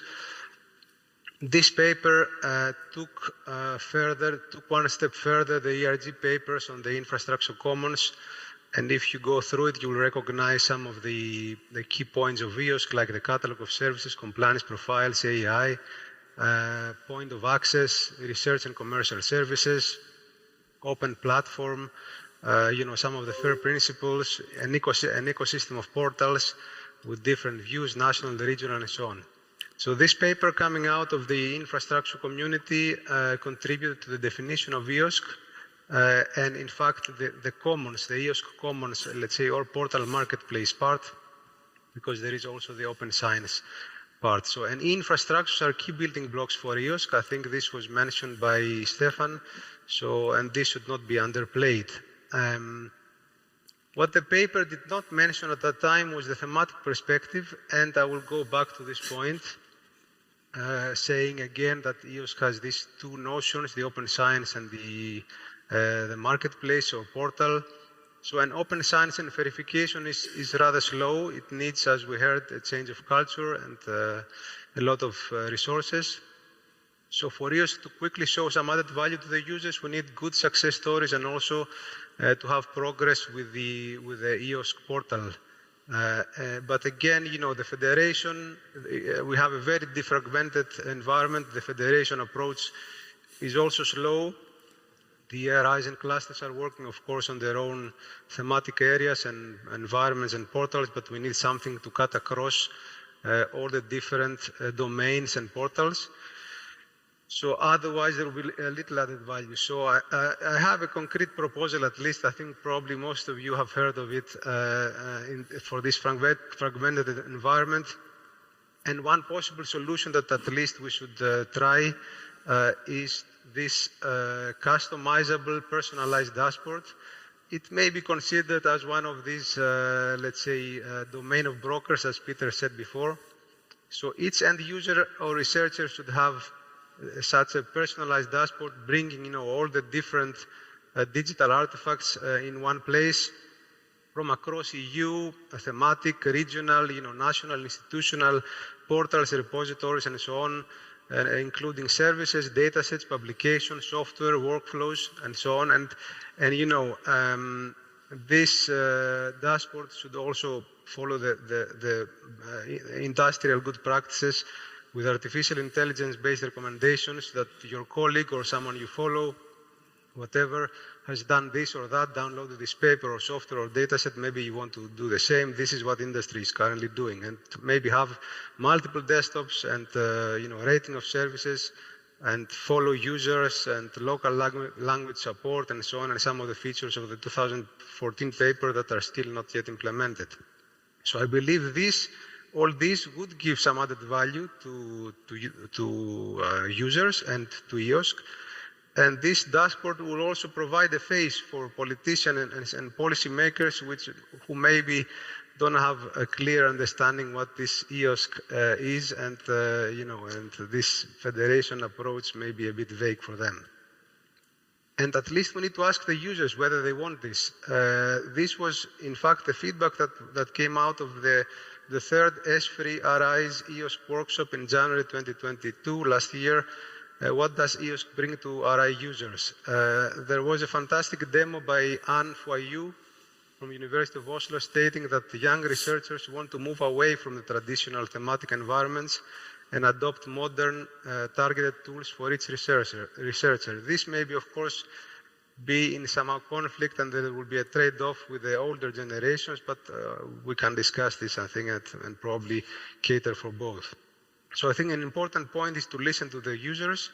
And one more point is that I think this was evident also in the Slido comments, that we need a clear definition of what the users at least should expect. So the out-of-the-box, meaning the users because of course we are all somehow involved in projects and so on, but what do the users should expect, and who are the users? Is it only providers or end users? In my view, it's both, but we need a clear vision for the future with a timeline, and again, this out of the box, let's say, perspective, and what the user should expect. And this would come out from the EOSC government, I think. And the last point is that moving to an operational environment, we need to talk more about costs and methodologies and models, but I think this is another discussion, and I stop here. Thank you. Back to you, Peter. Thank you, Fotis. Wouter, the last. Thank you, Peter. Thank you so much for your invitation, and best wishes from the United Nations Economic Commission for Latin America and the Caribbean. I'm based in Santiago in Chile. We heard several times today that international collaboration is key for EOSC. We heard about FAIR as the common language of the Open Science Cloud. We also heard about EOSC's ambition to achieve a European Open Research Commons. We heard that EOSC, in Paul Airy's talk, is an instrument for equity and inclusion, and I agree that this is what it should and could be. But EOSC as an instrument for equity and inclusion is not a given. EOSC will only become an instrument for equity and inclusion if it supports the urgent transition to a data culture across European borders, and particularly in the Global South. According to figures from UNESCO, since the COVID-19 pandemic, 85% of COVID-related publications are now available in open access. However, in the case of climate change, only 50% of publications are available in open access. And for research data, we talk about even much smaller percentages. So more open science, and especially more open data across continents, is the answer to our global challenges. The work of EOSC should be to liberate the publications and data that help us to tackle our global challenges, with a very special focus on the data, because these are now, as Jean-Claude also mentioned, the main digital assets of research institutions and researchers. So if EOSC want to be truly open and truly collaborative across European borders, we urgently need to support the transition to a research data management culture outside Europe, and especially in the Global South, those regions that have traditionally suffered from the lack of equity, diversity, and inclusion in the traditional scholarly communication system. This is urgent because the game is now about data. And if we don't urgently support the Global South through EOSC to make the transition towards a data culture, the same will happen what happened some decades ago with the publications. The research community, and especially the research community in the Global South, will lose control over its main digital assets, the data. EOSC can and should become an instrument for equity and inclusion, but EOSC can also become an instrument for inequality and exclusion, just like the traditional scholarly communication system. If researchers from Europe from the start have a strategic advantage over their colleagues from the Global South, if the researchers in the Global South will not have the skills and instruments to exploit data in the same way as their colleagues in Europe, if commercial companies take control over research data, then researchers in the Global South will lose control over their research data, and EOSC may also lose access to data from the Global South. So the question is, how can EOSC support and work with regions such as Latin America, where there is a long tradition of diamond open access to publications, but not necessarily a research data culture? How can EOSC be a catalyst for open science, and particularly a catalyst for open data across European borders, with special attention to the Global South? How will EOSC make sure that quality research, and especially research data from anywhere in the world, get the visibility it deserves? The problem in Latin America and the Caribbean is not that there are no open science or research data management policies. Several countries and national funding agencies have legislation and mandates in that respect. The problem is that research institutions don't have the instruments and resources to implement these research data policies on an institutional level. And researchers and support services don't necessarily have the skills or resources to manage their data. So let's make more concrete steps to equip research institutions and researchers in Latin America and the Caribbean and the rest of Global South with data skills in order to guarantee the sovereignty and availability of fair and care data.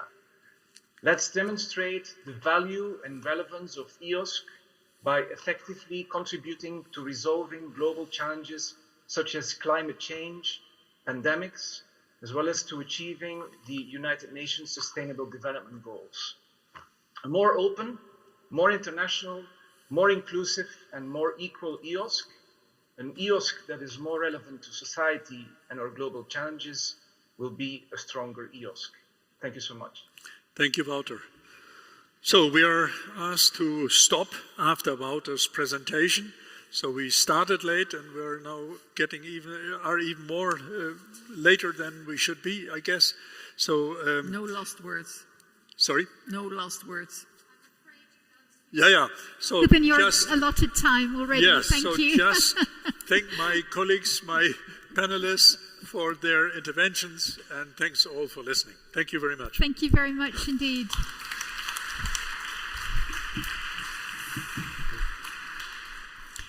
In the interests of fairness and giving everybody their chance today, we're very much looking forward to hearing from Simon Hodson from CoData. Thank you very much.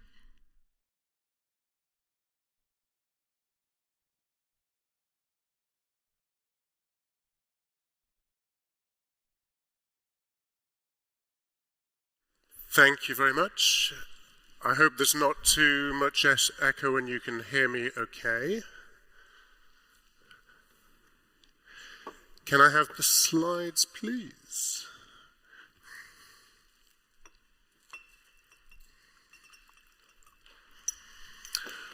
Okay.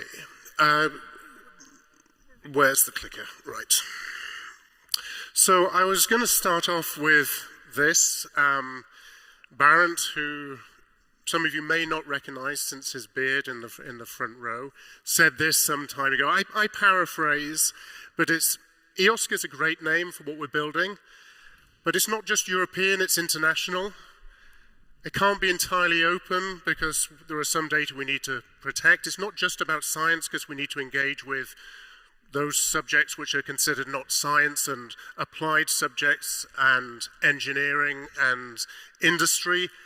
And it's not based entirely on cloud technologies. But apart from that, it's a great name. And I wanted to start with that because that stuck in my mind, but also to talk about to introduce the international dimension so that it's not just about Europe.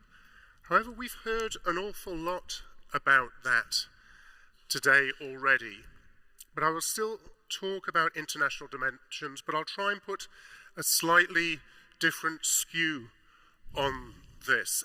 This is a slide. I had to dash back here because I was giving a presentation this afternoon also to a conference of librarians being held in Montevideo in Uruguay. And if Wouter is still here, speaking very much about how we make open science and fair genuinely a global activity and what additional skills are necessary for this. And so the challenge that I wanted to make to that audience and that I'd like to discuss with the people in this room is that we fundamentally need to transform how we think about data in science. There is still way too much effort that goes into putting data into scientific articles and then extracting those data.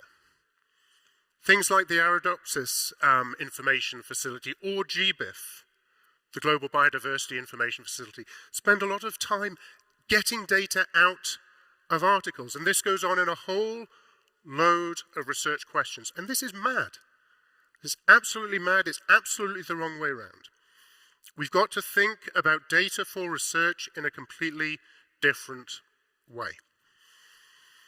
And with all due respect to these august surroundings and the books on the walls here, we need to move away from a bibliographic approach to data management and to what we might call an engineering approach or a data orchestration approach.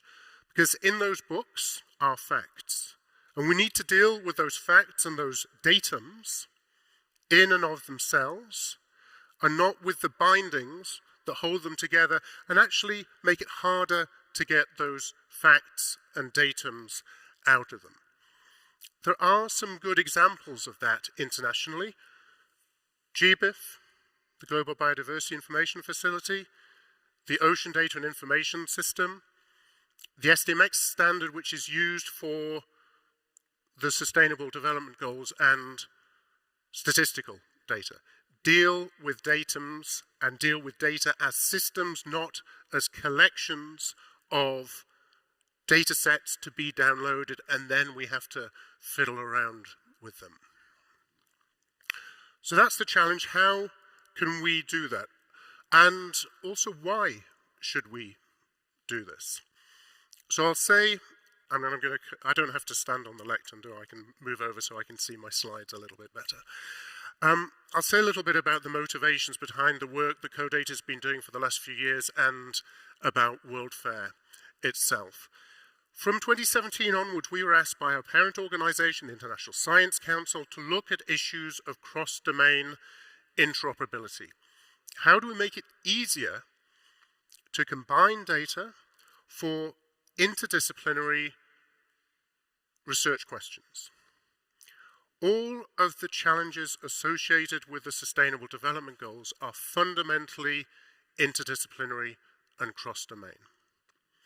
All the major wicked problems to do with climate change and climate change mitigation and adaptation, to do with the growth of our cities and how we understand our cities, to do with population health, to do with disaster risk reduction, are fundamentally cross-domain, interdisciplinary, and require data from many different sources. And we need to be able to combine those data. So we've been looking at this for a few years, trying to understand what connections you can make across data sets, how you combine them more effectively, and looking at the emerging standards there are that can help us with this. Cross-domain data standards, and I'll mention some of those later.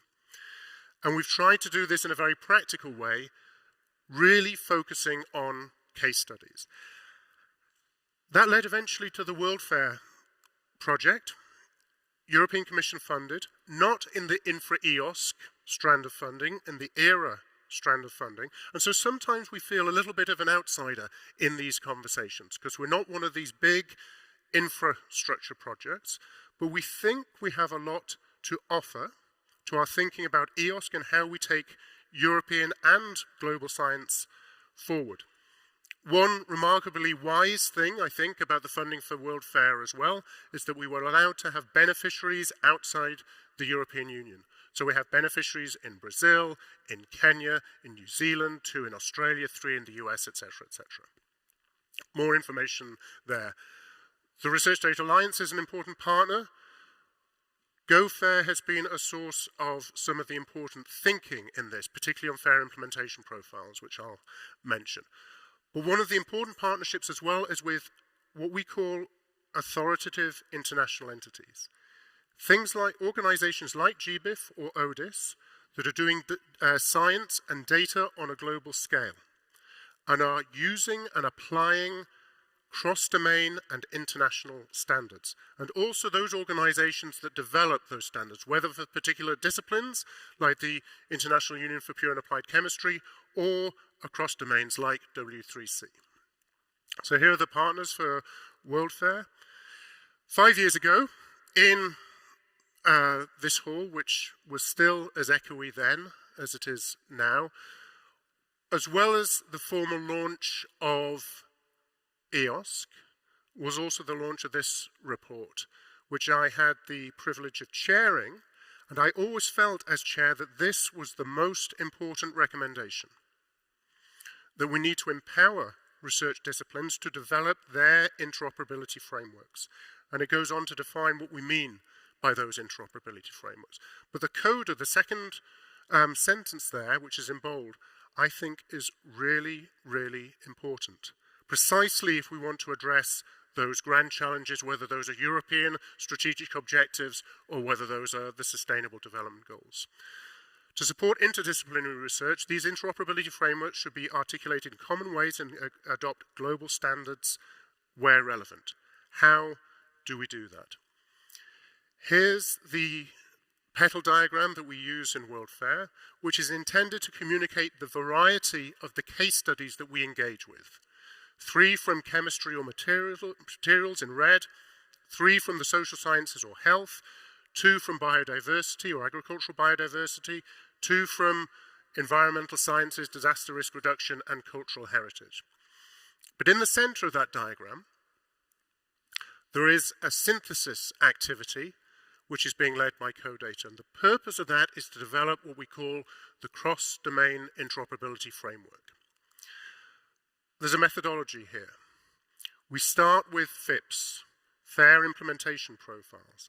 They're a set of questions, a questionnaire, to understand how each community, domain, research project, draw that line where you will, makes its data and metadata fair. Set of questions. How do you do this? What do you use? What are the fair enabling resources you use?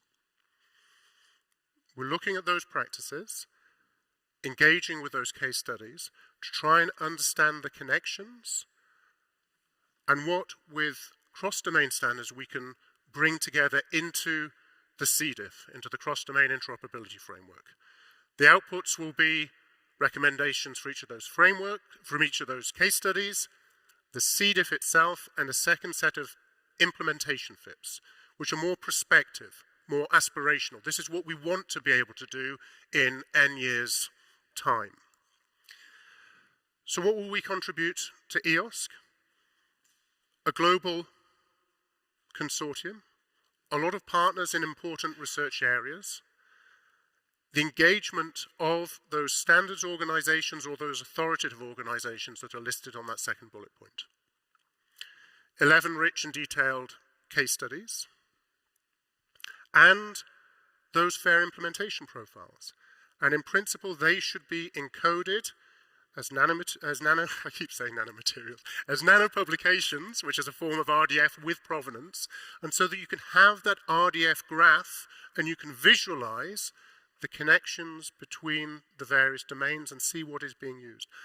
But above all, we think the cross-domain interoperability framework will be of use. In the interest of time, I don't have the slide that I normally use to describe that, but very quickly, it's a set. We analyzed the FAIR principles, we identified a set of functional requirements, and then for each of those requirements, identified a set of recommendations, mostly to recommend cross-domain or domain-neutral standards and approaches to addressing each of those functional requirements. If anyone wants to know more about that, I can show those slides, but I felt that was too detailed and perhaps too technical for this event. And also recommendations on fair assessment. So, what are our recommendations for EOSC? It's absolutely essential to retain that international dimension and to have funding mechanisms that allow us to do that, to build those partnerships so that EOSC can engage globally, can learn globally, can influence globally, but also, as Wouter said, can be a good citizen, can make sure that we engage with those communities and those research questions which are of global significance. Cross-domain research is essential to scientific, social, and European policy, as well as to global challenges. Another recommendation, to really consider, and we hope to adopt, the cross-domain interoperability framework as a part of the EOSC IF. We think that it already adds and will add significant, important detail for interoperability for EOSC. If we want EOSC to be that mechanism which allows us to combine data across domains, to, as someone said, I think Carol said earlier, to break down those silos. Another really important recommendation is to put the fair implementation horse ahead of the fair assessment cart. We heard from Michelle earlier that there are 20 fair assessment tools, and now we need to assess the tools. There's a real industry for fair assessment. With the greatest respect, the fair maturity model is a self-assessment. It provides a useful set of questions, but it encourages the user to assess their own fairness. But it doesn't say how to make the data and metadata fair. It doesn't point you in the direction of resources you can use, or the metadata standards or the ontologies that will make the data fair. I think we're missing a trick. I think we need to start with the empirical analysis of what is useful, what is being used, and what could be used before we start assessing fairness. So I put that in bold terms, but I think this is really important. Focus on FIPS, on fair implementation profiles, and then let's talk about how we assess fairness. Some of these recommendations are in the World Fair Policy Brief, and the last one is to reiterate this shift from a bibliographic to an engineering or an orchestration approach to data stewardship. This is how we can save, or we can make the process of research more efficient, how we can reduce that 80% of time spent data wrangling. We need to invest in data services that combine data for particular research questions and furnish researchers with those data as combined data sets. In the EOS Future project, there was an example of that, Science Project 9, combining social survey data with environmental data, particularly to do with air quality, which shows how that can be done. Our partner, who's here from SICT, will know about that project, I hope. Look at that and look at how these examples of how we can do that data orchestration. Last slide, which is the perspective one of where we want to go. And again, I suppose a little bit of a challenge to EOSC and our partners here. We're trying to expand and sustain what we're doing in World Fair. We think it's important, of course we would, but I think what I said even in the brief presentation about those global challenges, about those cross-domain issues, about the need for data orchestration at the datum level rather than constantly relying on downloading and wrangling data sets is important. We're trying to build a global consortium around what we're codenaming World Fair Plus, and we already have a number of MOUs in place. CESDA is really interested in this. We've signed an MOU and we'll explore how they can be a partner in World Fair Plus, because CESDA members are saying we need to be able to furnish our researchers, not just with social science data sets, but with data products that combine those social science data sets with other data, environmental data in particular, health data also. ARDC in Australia wants to be part of World Fair Plus. We'll prepare an MOU with them. Why? Because they have a set of cross-domain commons, the people commons, the planet commons, which are explicitly aimed to address cross-domain issues. Likewise, over the past few years, I think one of the most innovative activities in Europe has been the Helmholtz metadata cooperation, encouraging collaboration across Helmholtz institutes precisely for the development of metadata and interoperability. And they're interested in what we're doing, and we hope to complete an MOU with them as well. Also having conversations in Korea, Malaysia, with the African Open Science Platform and others.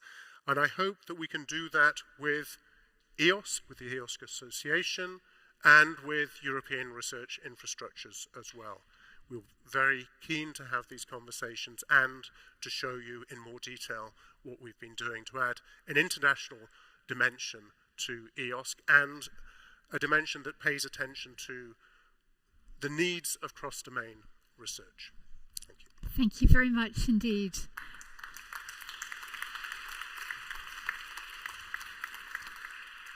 So much food for thought here this afternoon.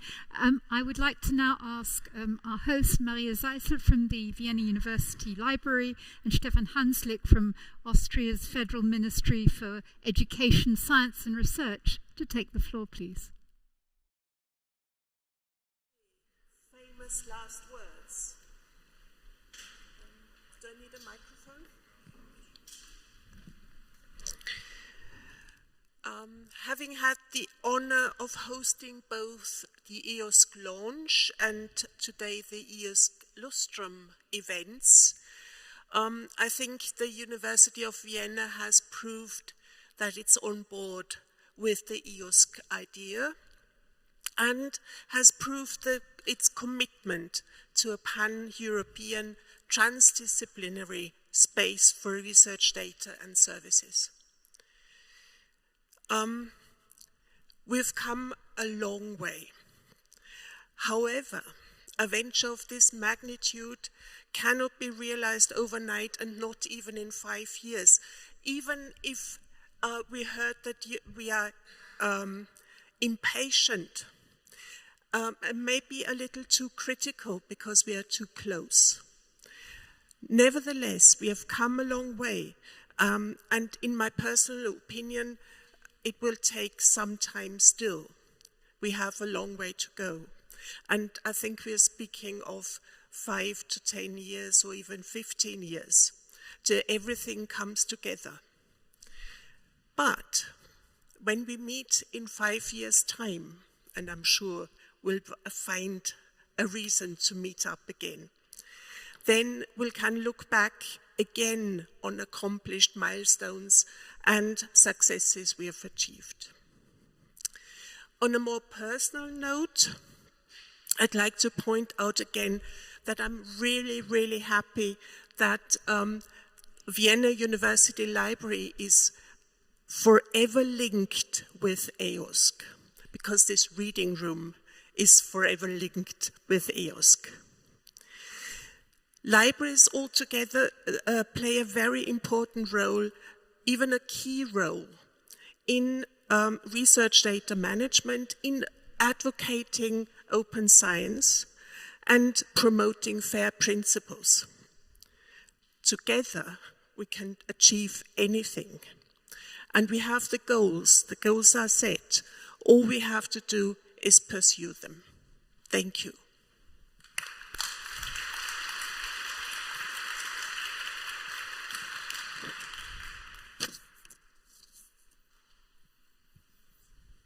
Thank you, Maria Zeisel. And let me say just a few words as representative of the Austrian Federal Ministry of Science and Research. I only can thank you all for participating, for being here, for being online. You all did a lot of efforts to make this day a grand day, and for me it was a grand day. I will remember it like the event we had 5 years ago, and all these many experiences we had in the implementation of EOSC so far. And some days will come, I guess, which also will be some to remember. Thanks for everything. Thank you. Now I have to slip into another role, in the role of one of, how shall I put it, one of the distinguished gentlemen who also had the idea to give an extract of this day and to give you not a take-home message, but more a spin for all of you as policymakers, as stakeholders, as those people who are involved in this EOSC process. And this is a statement. The statement will be published also on our webpage, of course. We will also cover it with a referendum, which can be shared also in the steering board of EOSC, of course, with our colleagues. to reach a big variety of our stakeholders. So this 2023 statement on the future of the European Open Science Cloud is the following. So reaffirm the declarations on EOSC by the Council and several presidencies of the EU, which took place during the 5 years journey from Vienna 2018 to 2023. The EOSC declarations were important steps towards inclusiveness and transparency in science. Supporting EOSC underlines the importance of data accessibility, data sharing, and collaboration between different scientific communities and stakeholders. In this regard, the EOSC plays a central role in putting its principles, which we know, the multi-stakeholderism, the openness, fair principles, federation of infrastructures, and machine actionability into practice, building this up to a pan-European level. Following the postulations of EOSC declarations, the future of EOSC is shaped by a clear vision and a reaffirmed commitment to its principles while emphasizing interdisciplinarity, sustainability, global collaboration, as well as privacy and security. So one of the main messages is Europe has the opportunity to advance its vision and ensuring that EOSC becomes a major success with positive impact for science and society in a whole. In conclusion, as we navigate the roadmap towards realizing the European Open Science Cloud, it is crucial to align our efforts with the guiding principles of EOSC. To ensure a swift and effective implementation, we propose a three-phase approach. Phase 1, fair digital objects. This initiative phase focuses on making digital objects fair in a manner that is both achievable and readily machine implementable.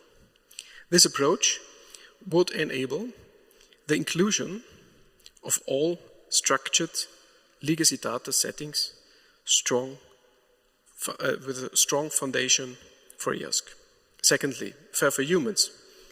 As a transitional step, we acknowledge the importance of metadata integration, while this phase demands metadata improvements.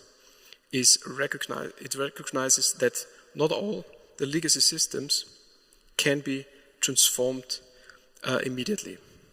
This approach strikes a balance between immediate process and accommodating legacy setups.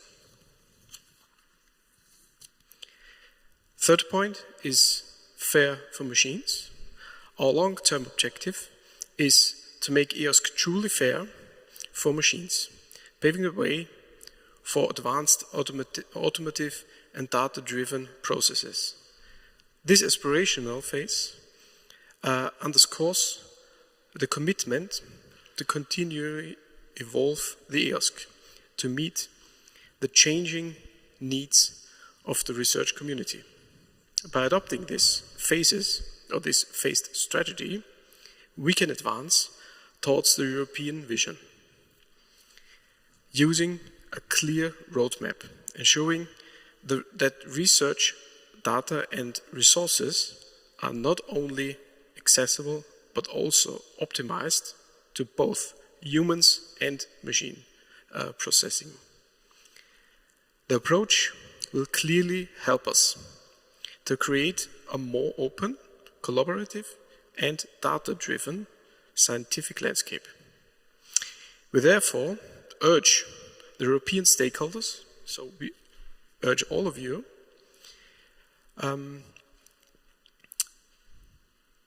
to stay in step with international developments in the sector of fair research data, and at a minimum, to be ready for all publicly funded data handling by EOSC at the latest in 2027.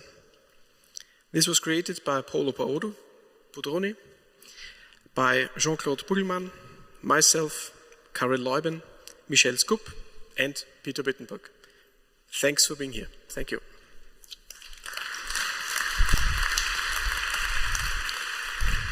So please don't go. We will gather together for a picture. We then go outside. If you want, you can take some balloons with you here. We stay here, it's better here? Okay, you decide because you do the picture. And please, I remember that there's coffee and the catering there. Bethany, do you want to say the last closing remark from your side? I was just going to say the buffet is still open, but thank you all very, very much for joining us. Those of you who are joining us online, unfortunately, won't be able to take part in the buffet, but it's been a great pleasure to be here. Thank you. Thank you, Bethany. And we gather this side for the picture.